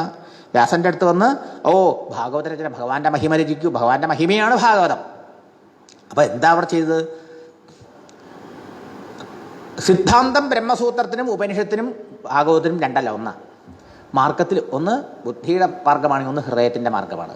ഒന്ന് ജ്ഞാനത്തിലൂടെ, ഇത് ഭക്തിയിലൂടെ ജ്ഞാനപ്രാപ്തി. ഭക്തിയാ വിരക്തി. ഭക്തി കൊണ്ട് വിരക്തമായ മനസ്സിൽ ജ്ഞാനം, ആത്മാനുഭവം അതുണ്ടാകുന്നതാണ്. അപ്പോൾ ആ ഭക്തിയുടെ ആചാര്യൻ ശ്രീനാരദ മഹർഷി എന്ത് ചെയ്തു? വ്യാസൻ എഴുതിയ ബ്രഹ്മസൂത്രങ്ങൾക്ക് നാരദ ഭക്തിസൂത്രത്തിൻ്റെ സമ്പ്രദായം അനുസരിച്ച് ഒരു വ്യാഖ്യാനം ഉണ്ടാക്കി. ശരിക്കും പറഞ്ഞാൽ ബ്രഹ്മസൂത്രവും നാരദ ഭക്തിസൂത്രവും സമന്വയിച്ചതാണ് ഭാഗവതം. ഇത് നമുക്ക് കാണാം ഭാഗവത്തിൽ. അദ്വൈത ജ്ഞാനത്തെ പ്രതിപാദിക്കുന്ന ശ്ലോകങ്ങൾ എത്രയോ കാണാം നമുക്ക്, ഉപദേശങ്ങൾ. ഭക്തിയുടെ മഹിമ എത്രയോ കാണാം. അതാണ് മുൻതൂക്കം അതിന്. അതുകൊണ്ട് ഇതിൽ ജ്ഞാനമില്ലായ്മയില്ല. അതുകൊണ്ട് ഭാഗവത്തിന് ഇത്ര നിസ്തുല ജ്ഞാനപ്രദീപം എന്നൊക്കെ പറയണം. ഇത്രയും മഹിമ ഭാഗവത്തിന് മറ്റു പുരാണങ്ങളെക്കാളും. പരമാത്മതത്വത്തെ കരതലാമരകം പോലെ പ്രതിപാദിക്കുന്നതിലെന്നർത്ഥം. അപ്പോൾ ഭക്തിയും വിരക്തിയും ജ്ഞാനവും തെളിഞ്ഞു വിളങ്ങുന്നു ഈ ഭാഗവത്തിൽ. അപ്പോൾ ബ്രഹ്മസൂത്രത്തിൻ്റെ നാരദ ഭക്തിസൂത്ര സമ്പ്രദായ പ്രകാരമുള്ളൊരു വ്യാഖ്യാനമാണ് ഭാഗവതം എന്ന്. ഇതാണ് ആ മഹാത്മാവ് നമ്മളോട് ആദ്യകാലത്ത് പറഞ്ഞത്. നാരദ ഭക്തിസൂത്രം വച്ചിട്ട് ഈ ഭാഗവതം പഠിക്കുമെന്ന്. അപ്പം അദ്ദേഹം ഇത് മനസ്സിലാക്കിയിട്ടുണ്ടാവും. അതാ ഭക്തിക്കും ജ്ഞാനത്തിനും ഒക്കെ പ്രാധാന്യം, വിരക്തിക്കും ഒക്കെ പ്രാധാന്യമുണ്ട് ഭാഗവത്തില്. പക്ഷെ മുൻഗണന എന്തിനാ, മുൻതൂക്കം എന്തിനാ? ഭക്തിക്കാണെന്ന് മാത്രം. ഇതാണ് ഭാഗവത്തിന്റെ മഹിമ. ഇതാണ് ഇതിൻ്റെ അപൂർവത, ഇതിൻ്റെ സ്പെഷ്യാലിറ്റി, ഇതിൻ്റെ വിശേഷത. ക്ലിയർ? ഉപക്രമം, ഉപസംഹാരം, ഭക്തിയുടെ മഹിമയെക്കുറിച്ച് പറഞ്ഞു. പിന്നെ അഭ്യാസം, ആവർത്തനം, അത് കണ്ടു. അപൂർവത. അടുത്തതോ ഇനി ഇതിന് പ്രമാണമായിട്ട് ഒരുപാട് നമുക്ക് കാണാൻ കഴിയും ഈ ഭാഗവത്തിൽ. അവിടെ ഇങ്ങനെ കാണാൻ കഴിയും. ഭഗവാൻ തൻ്റെ ഭക്തനായ ഉദ്ധവനെ വൃന്ദാവനത്തിലേക്ക് അയച്ചു. വൃന്ദാവനത്തു നിന്ന് ഭഗവാൻ പോകുന്നതിന് ശേഷം ഭഗവാൻ ഈ ഗോപിമാരെ കുറിച്ച് ആലോചിക്കുന്ന സങ്കടമാണ്. താ മന്മനസ്ക മദാലാപ മദർത്ഥേ തെക്തജീവിതാഹ എന്നൊക്കെയാണ് ഭഗവാൻ അവരെക്കുറിച്ച് പറയുന്നത്. ഉദ്ധവൻ അറിയോ അവരുടെ സ്നേഹം? അവർക്ക് എന്നോടുള്ള സ്നേഹം നിഷ്കാമ സ്നേഹമാണ്, യാതൊരു പ്രതീക്ഷയില്ലാത്തതാണ്. എനിക്ക് വേണ്ടി എല്ലാം തിരിച്ചവരാ, എനിക്ക് വേണ്ടി ജീവിക്കുന്നവരാ, എന്നിൽ അർപ്പിച്ച മനസ്സോടുകൂടിയവരാ, അവരുടെ ഹൃദയം എന്നിലാണ്. ഞാൻ ശരീരം കൊണ്ട് അവരുടെ അകന്നാലും അവരുടെ മനസ്സിൽ നിന്ന് എന്നെ അകറ്റാൻ അവർക്കായിട്ടില്ല. അങ്ങനെയുള്ള അവരെ കാണാൻ പോകാൻ ഒഴിവില്ല. അതുകൊണ്ട് ഒരു സന്ദേശം കൊണ്ടെങ്കിലും ആശ്വസിപ്പിക്കുന്നു. അപ്പോൾ ഉദ്ധവനാരാ? ഉദ്ധവോ ബുദ്ധിസത്തമാണെന്നാണ്, മഹാബുദ്ധിശാലിയാണ്. ബൃഹസ്പതിയെ ശിഷ്യ, ദേവഗുരുവായ ബൃഹസ്പതിയിൽ നിന്ന് നേരിട്ട് ശാസ്ത്രങ്ങളൊക്കെ പഠിച്ചിട്ടുള്ള ആളാണ്. പക്ഷേ ഭക്തിയുടെ ശാസ്ത്രം മാത്രം ബൃഹസ്പതിയിൽ പഠിച്ചിട്ടില്ല എന്ന് ഉദ്ധവൻ തന്നെ പറയണു വൃന്ദാവനത്തിൽ വന്നപ്പോൾ. മനസ്സിലായോ? മറ്റ് ശാസ്ത്രങ്ങളൊക്കെ പഠിച്ചെങ്കിലും ഭക്തിയുടെ രഹസ്യവും ഭക്തിശാസ്ത്രവും പഠിച്ചത് ഗോപിമാരിൽ നിന്നാണ്. ആ ഗോപിമാരുടെ ഗോകുലത്തിലെ പ്രജവാസികളുടെ ഭക്തി കണ്ടിട്ട് ഭഗവാനെ ഉദ്ധവര് അവരെ കാലിൽ വീണ് നമസ്കരിക്കുക. ഇവരുടെ കാൽപ്പൊടിയേൽക്കാൻ ഈ വൃന്ദാവനത്തിലെ ഒരു പുല്ലോ കല്ലോ ആയി ജന്മം കിട്ടിയ ധന്യം എന്ന്. തന്തേ നന്ദവ്രജസ്ത്രീണാം പാദരേണുമഭീഷ്ണശഃ യാസാം ഹരികഥോൽഗീതം പുനാതി ഭുവനത്രയം. ഈ 3 ലോകങ്ങളെയും ഭുവനത്രയങ്ങളെയും ശുദ്ധീകരിക്കുന്ന ഹരികഥ നിരന്തരം പാടിക്കൊണ്ടിരിക്കുന്ന ഈ വ്രജഗോപിമാരുടെ ആ പാദത്തിലെ ഒരു പൊടി എൻ്റെ ശിരസിൽ വീണാൽ ഞാൻ ധന്യനായി. ആ പാദഭൂളിയെ നമസ്കരിക്കുക. പാദത്തെയും കൂടില്ല, പാദത്തിലെ പൊടിക്ക് പോലും ഇത് അത്രയും മഹിമ. അപ്പോൾ പാദത്തിന് എത്രയുണ്ടാവും? അപ്പോൾ അവർക്കടെ മഹിമ എത്രയായിരിക്കും? അതാ ആ ഗോപികാ ഭക്തിയെക്കുറിച്ച് ആലോചിച്ച് അത്ഭുതപ്പെടുക. ആരാണ് ഇവര്? ഏതാ പരം ധനുവൃതോ ഭുവി ഗോപവധ്വ ഗോവിന്ദയേവ നിഖിലാത്മനിരൂഢഭാവാഃ വാഞ്ചന്തി യത് ഭവഭിയോ മുനയോ വയം ച കിം ബ്രഹ്മജന്മഭിഹി അനന്തകഥാരസസ്യ. പരമാത്മാവാണെന്ന് അറിഞ്ഞിട്ടല്ല കൃഷ്ണനെ അവർ സ്നേഹിച്ചത്. പക്ഷേ ആ കൃഷ്ണൻ പരമാത്മാവാണല്ലോ. ആ പരമാത്മാവായ ഭഗവാൻ ശ്രീകൃഷ്ണനിൽ ഇങ്ങനെ ഭക്തി കൊണ്ട് മനസ്സുറച്ച ഈ ഗോപികമാരാണ്. ഇവർ മാത്രമാണ്, തേ ഏവ അവർ മാത്രമാണ് ജന്മസാഫല്യം നേടിയവര്. എന്താ അങ്ങനെ പറയണത്? ഭവഭിയഃ മുനയഃ. ഈ ഋഷിമുനികൾ പോലും, എന്നെപ്പോലുള്ളവരും ഋഷിമുനികൾ മഹർഷിമാരൊക്കെ സംസാരത്തെ ഭയപ്പെടുന്നു. ഭവഭിയഃ, ഭവത്തെ ഭയപ്പെടുന്നു, സംസാരത്തെ ഭയപ്പെടുക. അങ്ങനെയുള്ള സംസാരത്തെ ഭയപ്പെട്ടുകൊണ്ട് കഴിയുന്ന മഹർഷിമാരും വയം ജ, ഞാനും ഞങ്ങളെപ്പോലുള്ളവരുമൊക്കെ, ഞങ്ങളെപ്പോലത്തെ വലിയ പഠിപ്പോ ബുദ്ധിപരമായ കാര്യങ്ങളൊക്കെ മനസ്സിലാക്കിയവർ പോലും എന്ത് ചെയ്യുന്നു? വാഞ്ചന്തി, ആഗ്രഹിക്കുന്നു. എന്ത്? ഈ ഭഗവാന്റെ പാദഭക്തി. അത്തരം ഭക്തി ഈ ഗോപിമാർക്ക് കിട്ടിയ പോലുള്ള ഭക്തി കിട്ടാൻ വേണ്ടി സംസാരത്തെ ഭയപ്പെടുന്ന മഹർഷിമാരും എന്നെ പോലെയുള്ളവരും കൊതിച്ചുകൊണ്ടിരിക്കണു. അങ്ങനെയുള്ള ആ അവർക്കടെ ഭാഗ്യം നോക്കൂ. ഭഗവത് കഥാരസത്തിൽ നിമഗ്നരായിരിക്കുന്ന ഈ ഗോപികമാരുടെ ജന്മം എത്ര ഹരേണ്യം, എത്ര ശ്രേഷ്ഠം. കിം ബ്രഹ്മജന്മഭി. എന്തിന് ബ്രഹ്മജന്മം? ബ്രഹ്മാവിൻ്റെ ജന്മം, അല്ലെങ്കിൽ എന്തിന് ബ്രാഹ്മണ ജന്മം? ആവശ്യമില്ല. ഭക്തി ഉണ്ടായ അത് തന്നെ ആ ജന്മത്തെ സഫലമാക്കണം. ജന്മം കൊണ്ടല്ല, ഒരു അറിവ് കൊണ്ടല്ല സഫലമാവുന്നത്, ഭഗവത് ഭക്തി കൊണ്ടാണ് ജന്മം സഫലമാവുന്നത് എന്ന് പറയുന്നത് ആരാ? ബൃഹസ്പതിയുടെ ശിഷ്യൻ, ബുദ്ധിസത്തമൻ, ഭഗവാന്റെ അന്തരംഗ ശിഷ്യൻ. ആ ഗോകുലത്തിൽ പോയി വന്നപ്പോഴാണ് ഉദ്ധവൻ ആളാകെ മാറിയത്. ശരിക്കും തൻ്റെ ഭക്തനെ ഭഗവാൻ ശരിക്കും അനുഗ്രഹിച്ചത് ആ ഗോകുലത്തിൽ പോയി വൃന്ദാവനത്തിലെ ഭക്തി കണ്ടപ്പോൾ. വ്രജഭക്തി, ഇന്നും വ്രജഭക്തി, നിഷ്കളങ്ക ഭക്തിയാണ് അവരുടെ നൃത്തം. ഇനിയും പറയണു, ആരാണ് ഇവര്? ലൗകിക ദൃഷ്ടിയിൽ ഇവരാരാ? ക്വേമാ സ്ത്രീയ, ഇമാ സ്ത്രീയ ക്വ. ആരായി സ്ത്രീകൾ? വനജരീഹി, കാടത്തികളെ. കാട്ടിലെ ആടിനെയും മാട്ടിനെയും മേച്ച് നടക്കുന്ന ആൾക്കാരുടെ ഭാര്യമാരും അമ്മമാരും സഹോദരിമാരൊക്കെ അല്ലേ തനി കാടത്തികൾ. എന്താ അറിയാം അവർക്ക്? വ്യഭിചാരദുഷ്ട. ആൾക്കാർ ലൗകിക ദൃഷ്ടിയ, ഓ ഈ കൃഷ്ണന്റെ പിന്നാലെ നടന്നു ഈ പെണ്ണുങ്ങളൊക്കെ എന്ന് പറഞ്ഞ് ദോഷം പറയണവരാ. പക്ഷേ കൃഷ്ണേ ക്വജൈഷ പരമാത്മനിരൂഢഭാവ. ഹൈ, ഭഗവാൻ ശ്രീകൃഷ്ണനിൽ അവർക്കുള്ള അചഞ്ചല പ്രേമം എവിടെ? ഇവരുടെ ജന്മവും ഈ കാടത്തികളുടെ ജീവിതവും ഇവരെക്കുറിച്ച് ആൾക്കാരുടെ ധാരണ എന്ത്? നനു ഈശ്വരോ അനുഭജതോ അവിദുഷോപി സാക്ഷാൽ ശ്രേയസ്തനോതി അഗതരാജ ഇവോപയുക്ത. പറയണോ, ഈ പരിശുദ്ധ കൃഷ്ണപ്രേമയുള്ളതായ ഈ ഗോപിമാരുടെ സ്ഥിതി എവിടെ? പരമാത്മാവായ ഭഗവാനിലുള്ള ഇവരുടെ അചഞ്ചല പ്രേമം എവിടെ? നമ്മുടെ അവസ്ഥ എവിടെ? എന്താ? തന്നെ ഭജിക്കുന്ന അജ്ഞാനികളെപ്പോലും നേരിട്ട് പരമശ്രേയസ് കൊടുത്ത് അനുഗ്രഹിക്കുന്നവനാണ് ആ കൃഷ്ണൻ, ഈശ്വരൻ. ആ കൃഷ്ണനിലല്ലേ ഇവർക്ക് ഈ നിലയ്ക്കുള്ള പ്രേമം ഉണ്ടായത്? അറിഞ്ഞോ അറിയാണ്ടോ ഭഗവാനെ ഭജിച്ചാൽ അവരെ പരമഭക്തിയും പരമശ്രേയസ്സും മോക്ഷം തന്നെ കൊടുത്ത് അനുഗ്രഹിക്കും ഭഗവാൻ. അങ്ങനെയുള്ള ഭഗവാനെ ഇവർ പരമാത്മാവാണെന്ന് അറിഞ്ഞില്ല. പക്ഷേ ആ ഭഗവാനിൽ ഉണ്ടായില്ലേ പരമപ്രേമം അവർക്ക്? ചോദിക്കുക, എങ്ങനെ? അവിദുഷോപി, അറിയില്ലെങ്കിലും അഗതരാജ ഇവോപയുക്ത. ഒരു രോഗി ഔഷധത്തിൻ്റെ ഗുണവീര്യങ്ങൾ അറിഞ്ഞില്ലെങ്കിലും അത് ഉപയോഗിക്കുന്ന ആൾക്കാർക്ക് രോഗശാന്തി കിട്ടണില്ലേ? മരുന്ന് ഏൽക്കണില്ലേ? മരുന്നിൻ്റെ ഫലം കിട്ടണില്ലേ? മരുന്നിൻ്റെ ഗുണഗണങ്ങൾ ഇതൊക്കെയാണെന്ന് അറിയാണ്ട് മരുന്ന് കഴിച്ചാലും ഫലമില്ലേ? ഇതുപോലെ പരമാത്മാവാണെന്ന് അറിഞ്ഞിട്ടല്ല കൃഷ്ണനെ അവർ സ്നേഹിച്ചത്. പക്ഷേ അവർക്ക് കിട്ടിയതെന്താ? മുക്തിപദം. നാരദ മഹർഷി പറയാണ് നാരദ മഹർഷിയുടെ ഏറ്റവും പ്രിയ ഭക്തനാണ് പ്രഹ്ലാദൻ. പക്ഷേ ഭക്തിസൂത്രത്തിൽ ഭക്തിയെ വ്യാഖ്യാനിക്കുമ്പോൾ ഭക്തിക്ക് ഉദാഹരണമായിട്ട് പറഞ്ഞത് ആരെയെന്നറിയോ? പ്രഹ്ലാദനെയല്ല, ധ്രുവനെയല്ല, അംബരീഷിനെയല്ല. യഥാവ്രജ ഗോപികാനാം നാരദസ്തു തദർപ്പിത അഖിലാചാരത തത് വിസ്മരണേ പരമവ്യാകുലതേ ച. നാരദ മഹർഷി പറയാണ് ഭക്തിസൂത്രത്തിൽ, നാരദന്റെ അഭിപ്രായത്തിൽ എന്താ ഭക്തി? തദർപ്പിത അഖിലാചാരത, യാതൊന്നു ചെയ്വതു നാരായണാർച്ചനകൾ, അതാണ് ഭക്തി. തദർപ്പിത, അവനിൽ സകല കർമ്മങ്ങളും അർപ്പിച്ചുകൊണ്ട് ചെയ്യുക, സകല കർമ്മങ്ങളും ഭഗവാനിൽ അർപ്പിച്ചുകൊണ്ട് ജീവൻ നയിക്കുക. തത് വിസ്മരണേ, ആ ഭഗവാന്റെ സ്മരണ മനസ്സിൽ നിന്ന് പോയാലോ, ഗോപിമാരെ സംബന്ധിച്ചുള്ള പോക്കില്ല, പോയി കഴിഞ്ഞാലോ മത്സ്യത്തെ പിടിച്ച് കരക്കിട്ടാതെ പെടയണ പോലെ, വെള്ളത്തിൽ പോകാൻ പെടയണമായി പരമവ്യാകുലത. ആ വ്യാകുലതയിലെ ഗോപിമാർക്കുണ്ടായത് കൃഷ്ണദർശനത്തിന് വേണ്ടിയുള്ള വ്യാകുലത. രാസലീലാവസരത്തിൽ കുറച്ചു സമയം ഭഗവാൻ അവരെ പിരിഞ്ഞു പോയപ്പോഴേക്കും അവരുടെ വ്യാകുലത എന്തായിരുന്നു? അപ്പോൾ 12 വർഷം അവരുടെ കൂടെ താമസിച്ച് ആ ഭഗവാന്റെ പരമപ്രേമവതികളായ അവരെ വിട്ട് ഭഗവാൻ പോയി മധുരയിലേക്കും പിന്നെ അവിടെ ദ്വാരകയിലേക്കും പിന്നെ എപ്പോഴാണ് കാണുന്നത്? ഭഗവാന്റെ സദാമഗമത്തിന് കുറച്ചു മുമ്പ്. അപ്പോൾ അവരുടെ വ്യാകുലത എത്രയായിരിക്കും? അങ്ങനെയുള്ള ആ വ്യാകുലത ആർക്കുണ്ട്? അസ്തി ഏവമേവം ഇരിക്കട്ടെ, യഥാ വ്രജഗോപികാനം. അത് കാണണമെങ്കിൽ നമുക്ക് വ്രജത്തിലേക്ക് പോകണം, ഈ കടത്തികളുടെ അടുത്തേക്ക് പോകണം.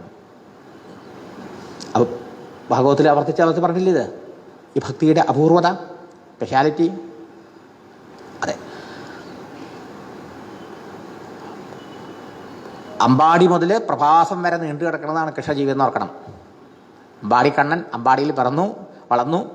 മധുരയിൽ ജനിച്ചെങ്കിൽ അമ്പാടിയിലാണല്ലോ ജീവിതം വളരണ്ടായത്. അവിടുന്ന് മധുരയും ദ്വാരകയും അവസാനം പ്രഭാസ തീർത്ഥത്തിലെ സ്വരൂപമുള്ളത്, അതുവരെ നീണ്ടു കിടക്കുന്നതാണ് ഭഗവാന്റെ ജീവിതം. ആ ദശമസ്കന്ധം മുഴുവനും ഗോപികമാരുടെ ഭക്തിയുടെ വിവരണം. അത് വർണ്ണിക്കുന്ന വേദവ്യാസ മഹർഷിയുടെ ആ ഭക്തി ദർശനം നമുക്ക് മനസ്സിലാക്കാൻ സാധിക്കും. ബ്രഹ്മസൂത്രത്തിലെ ജീവബ്രഹ്മൈക്യത്തെ ദർശിച്ച ആ വിവബ്രഹ്മൈക്യദർശിയായ ബ്രഹ്മസൂത്ര കർത്താവിൻ്റെ ആ കവിവേദസ് നമുക്ക് അവിടെ കാണാൻ സാധിക്കും. ഭക്തിയുടെ ദാർശനികനായ ഋഷിയെ നമുക്ക് കാണാം. സത്യത്തെയും സത്യസൗന്ദര്യത്തെ അനുഭവിക്കുന്ന കവിവേദസിനെ കാണാം. പക്ഷേ ഭക്തി ഉണ്ടാവണമെന്ന് മാത്രം. ഭക്തിയാ ഭാഗവതം ഗ്രാഹ്യം എന്നാണ്. ബുദ്ധി കൊണ്ടും പാണ്ഡിത്യം കൊണ്ടും അല്ല ഭാഗവത്തെ സമീപിക്കേണ്ടത്. അത്രേ ഭക്തിയോട് കൂടിയിട്ടാണ് ഭാഗവത്തെ സമീപിക്കേണ്ടത്. എന്താ കാരണം? ഭഗവാന്റെ പ്രത്യക്ഷ സ്വരൂപമാണ് ഭാഗവതം. അതുകൊണ്ട് ഭക്തഹൃദയന്മാർക്ക് മാത്രമാണ് ഇതനുഭവപ്പെടുക. എന്ത്? ഈ പ്രഭാസം മുതൽ അമ്പാടി മുതൽ പ്രഭാസം വരെ നീണ്ടു കിടക്കുന്ന ഗോപികുമാരുടെ ആ ഭക്തിയുടെ ആ വിവരണം ഭാഗവത്തിൽ മനോഹരമായി വേദവ്യാസൻ നിർവഹിച്ചേക്കുന്നതിനെ നമുക്ക് മനസ്സിലാക്കണമെങ്കിൽ ഒരു ഭക്തഹൃദയം ഉണ്ടാവണം. അപ്പൊ ഇതിൽ നിന്നൊക്കെ എന്താ മനസ്സിലാക്കാൻ പറ്റണത്? ഇതിൻ്റെ അപൂർവത, ഭാഗവത്തിൻ്റെ അപൂർവത, അതിലുള്ള ഭക്തിയുടെ ആ വിശേഷത. ഇനി ഇതിനും വ്യത്യസ്തമാണ് നമുക്ക് അസുരനിലേക്ക് പോയി, വൃത്രാസുരനിലേക്ക് പോയാൽ. നോക്കൂ, യുദ്ധകളത്തിൽ വെച്ച് അർജുനന് ഭഗവാൻ ഗീതോപദേശം ചെയ്തു. എന്നാൽ യുദ്ധകളത്തിൽ വെച്ച് തൻ്റെ ശത്രുവായ ദേവേന്ദ്രന് ഉപദേശം കൊടുക്കുക, അധ്യാത്മതത്വം ഉപദേശം ചെയ്യണു. ആര്? വൃത്രാസുരൻ. നോക്കൂ, വൃത്രഗീത എന്നാണ് അതിന് പറയണത്. അറിയോ? അതൊരു ഗീതയാ. എൻ്റെ ഇന്ദ്ര, ഞാൻ ഈ ദേഹമാണ് എന്ന് വിചാരിക്കുന്ന അജ്ഞന്മാരല്ലേ ഞാൻ കർത്താവ്, ഞാൻ ജയിക്കണു, ഞാൻ പരാജയപ്പെടുന്നു, എനിക്ക് സുഖം, എനിക്ക് ദുഃഖമൊക്കെ എന്ന് വിചാരിക്കണത്. വാസ്തവത്തിൽ നമ്മൾ ആരെങ്കിലും ആണോ സ്വതന്ത്രമായ കർത്താവ്? ഈശ്വരനല്ലേ എല്ലാം ചെയ്യുന്ന കർത്താവ്. നമ്മളവിടുത്തെ കയ്യിലെ കേവലം ഉപകരണങ്ങൾ മാത്രമല്ലേ. നമ്മുടെ കടമ എന്താ? ഈ ശരീരം പോകുന്നത് വരെ ഈ ശരീരം കൊണ്ട് ചെയ്യുന്നൊക്കെ അവിടുത്തെ സന്തോഷത്തിന് വേണ്ടിയിട്ട് അവിടുത്തെ ഭാഗത്ത് സമർപ്പിക്കുക. അങ്ങനെയൊക്കെയാണ് വൃത്രൻ ഉപദേശിക്കണതേ. മാത്രമല്ല, യഥാർത്ഥ ഭക്തിയുടെ ലക്ഷണം എന്താ? സാന കാമയമാന നിരോധരൂപത്വമെന്നാണ് ഭക്തി സൂത്രത്തിൽ പറയുക. ഭക്തിയിൽ കാമനയില്ല, കാമനാരാഹിത്യമാണ്, നിഷ്കാമതയാണ് യഥാർത്ഥ ഭക്തിയുടെ ലക്ഷണം എന്നാണ് ഭാഗവതം പറയണേ. അതെവിടെ കാണാൻ കഴിയുക? വൃത്രാസുരനിൽ കാണാം. ഇന്ദ്രനോട് യുദ്ധം ചെയ്തുകൊണ്ടിരിക്കുമ്പോൾ തത്വോപദേശം ചെയ്യണു. മാത്രമല്ല, വൃത്രാസുരൻ്റെ വാക്കുകളിലൂടെ അദ്ദേഹത്തിൻ്റെ ഭക്തിയുടെ മഹത്വം എത്ര ഗഹനമാണെന്ന് നമുക്ക് മനസ്സിലാക്കാൻ കഴിയും. നാഗപൃഷ്ടം ന പാരമേഷ്ട്യം ന സാർവഭൗമം ന രസാധിപത്യം ന യോഗസിദ്ധീ അപുനർഭവം വാ സമഞ്ജസത്വാ വിരഹയ്യകാംക്ഷേ. ഭഗവാനെ, എനിക്ക് ഈ ലോകത്തിൽ ഈ ഭൂമിയുടെ മുഴുവൻ ഏകാധിപത്യം വേണ്ട.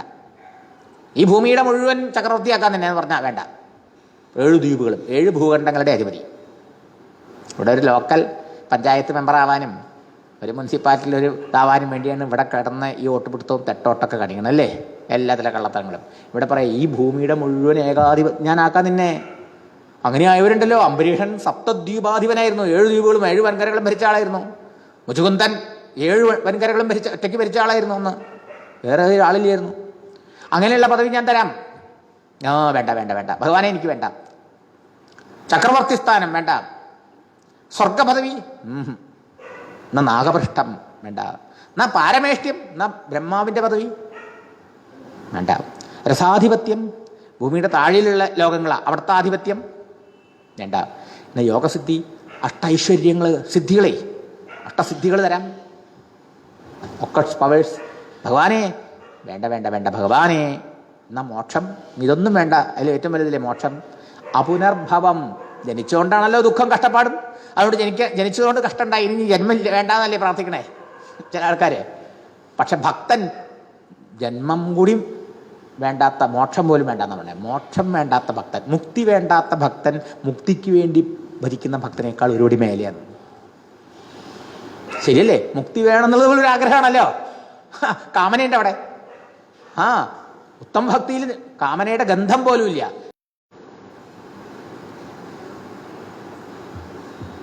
എന്താ ഭക്തൻ പ്രാർത്ഥിക്കണത്? മുകുന്ദമാല സ്തോത്രത്തില് കുലശേഖര ആഴ്വാർ പ്രാർത്ഥിക്കുക. നാസ്താധർമ്മേ ന വസുനിജയേ നൈവ കാമോപഭോഗേ യദ്യൽ ഭവ്യം ഭവതു ഭഗവൻ പൂർവകർമാനുരൂപം ഏതൽ പ്രാർത്ഥ്യം മമ ബഹുമതം ജന്മജന്മാന്തരേവി ത്വൽപാദാംബോരുഹ യുഗഗതാ നിശ്ചലാ ഭക്തിരസ്തു. ഭഗവാനെ, വലിയ ധർമ്മനിഷ്ഠനാക്കണ്ട, പടവും പ്രതാപം വേണ്ട, സ്ഥാനമാനങ്ങൾ വേണ്ട, ഭോഗങ്ങൾ വേണ്ട, ഇതൊന്നും വേണ്ട. ജന്മജന്മാന്തരങ്ങളിലും അവിടുത്തെ പാതാരബിന്ദങ്ങളിൽ നിശ്ചലമായ ഭക്തി ഉണ്ടാക്കി തരണേ. അപ്പോൾ ഭക്തന് ജന്മം പ്രശ്നമല്ല. ജന്മം തരൂ ഭഗവാനെ സേവിക്കാൻ, ജന്മാന്തരങ്ങളിലും ഭഗവത് ഭക്തി. ഇതാണ് ഭക്തന്റെ പ്രാർത്ഥന. ഇതാണ്. എങ്ങനെയാണ് എൻ്റെ മനസ്സ് ഭഗവാനെ കാണാൻ കൊതിക്കുന്നത്? ഭഗവാനെ ചിറകു മുളയ്ക്കാത്ത പക്ഷി കുഞ്ഞുങ്ങള് അമ്മയെ കാത്തിരിക്കണമാതിരി. അജാതപക്ഷായുവ മാതരം ഖഗ. തുരക്കി പോയ പക്ഷിക്കുഞ്ഞുങ്ങൾ, തള്ളപ്പക്ഷി കാത്തുകൊണ്ടിരിക്കില്ല ആ കുട്ടില്. പറക്കമുറ്റാത്ത, ചിറക് മുളച്ചിട്ടില്ലാത്ത കുഞ്ഞു പക്ഷികൾ, അല്ല വേടന്മാരോ പാമ്പൊക്കെ കയറി വന്നാലോ എന്ന് പേടിച്ചിട്ടേ. അജാതപക്ഷായുവ മാതരം ഖഗ. അമ്മയെ കാത്തിരിക്കുന്ന ചിറക് മുളച്ചിട്ടില്ലാത്ത ആ പക്ഷിക്കുഞ്ഞുങ്ങൾ അമ്മയെ കാണാൻ കൊതിക്കുന്നത് പോലെ ഞാൻ അവിടത്തെ കാണാൻ കൊതിക്കുന്നു. പോരാ, സ്തന്യം യഥാ വത്സതര അക്ഷുതാർത്ഥ. വിശന്ന് പൊരിയുന്ന ആ പശുക്കിടാങ്ങൾ മേയ്ക്കാൻ കൊണ്ടുപോയിട്ടുള്ളതായ തള്ളപ്പശുക്കളുടെ വരവിനെയും പ്രതീക്ഷിച്ചു കൊണ്ടിരിക്കണ പോലെ അമ്മയുടെ മുലപ്പാലിന് വേണ്ടി കാത്തിരിക്കുന്നത്.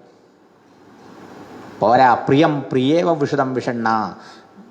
ഏതോ ദേശത്തിൽ ദേശാന്തരം പോയിരിക്കുന്ന പ്രിയതമനെ കാണാൻ വിഷണ്ണയായ പ്രിയതമ കാത്തിരിക്കും പോലെ.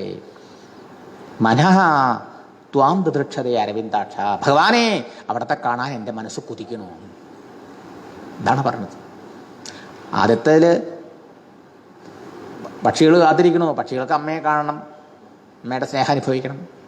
അവിടെ ചെറിയൊരു കാമനയുണ്ട്. രണ്ടാമത്തത് പശുവിനെ, തള്ളപ്പശുവിനെ കാണുന്നത് അതിന് പാല് കിട്ടാനാ, അല്ലാണ്ട് അമ്മയോടല്ല, പാലിനോടാ ഇഷ്ടം. മൂന്നാമത്തതോ പ്രിയതമയ്ക്കോ, പ്രിയതമനെന്ന് എന്തെങ്കിലും കിട്ടിയാൽ പോരാ, പ്രിയതമനെ തന്നെ കിട്ടണം. ഓരോ ജീവന്മാരുടെയും പ്രിയതമനാരാ? ഏറ്റവും പ്രിയം നമുക്ക് ആരോടാ? ആത്മാവിനോട്. ആ ആത്മാവ് ആരാ? ഭഗവാനാ.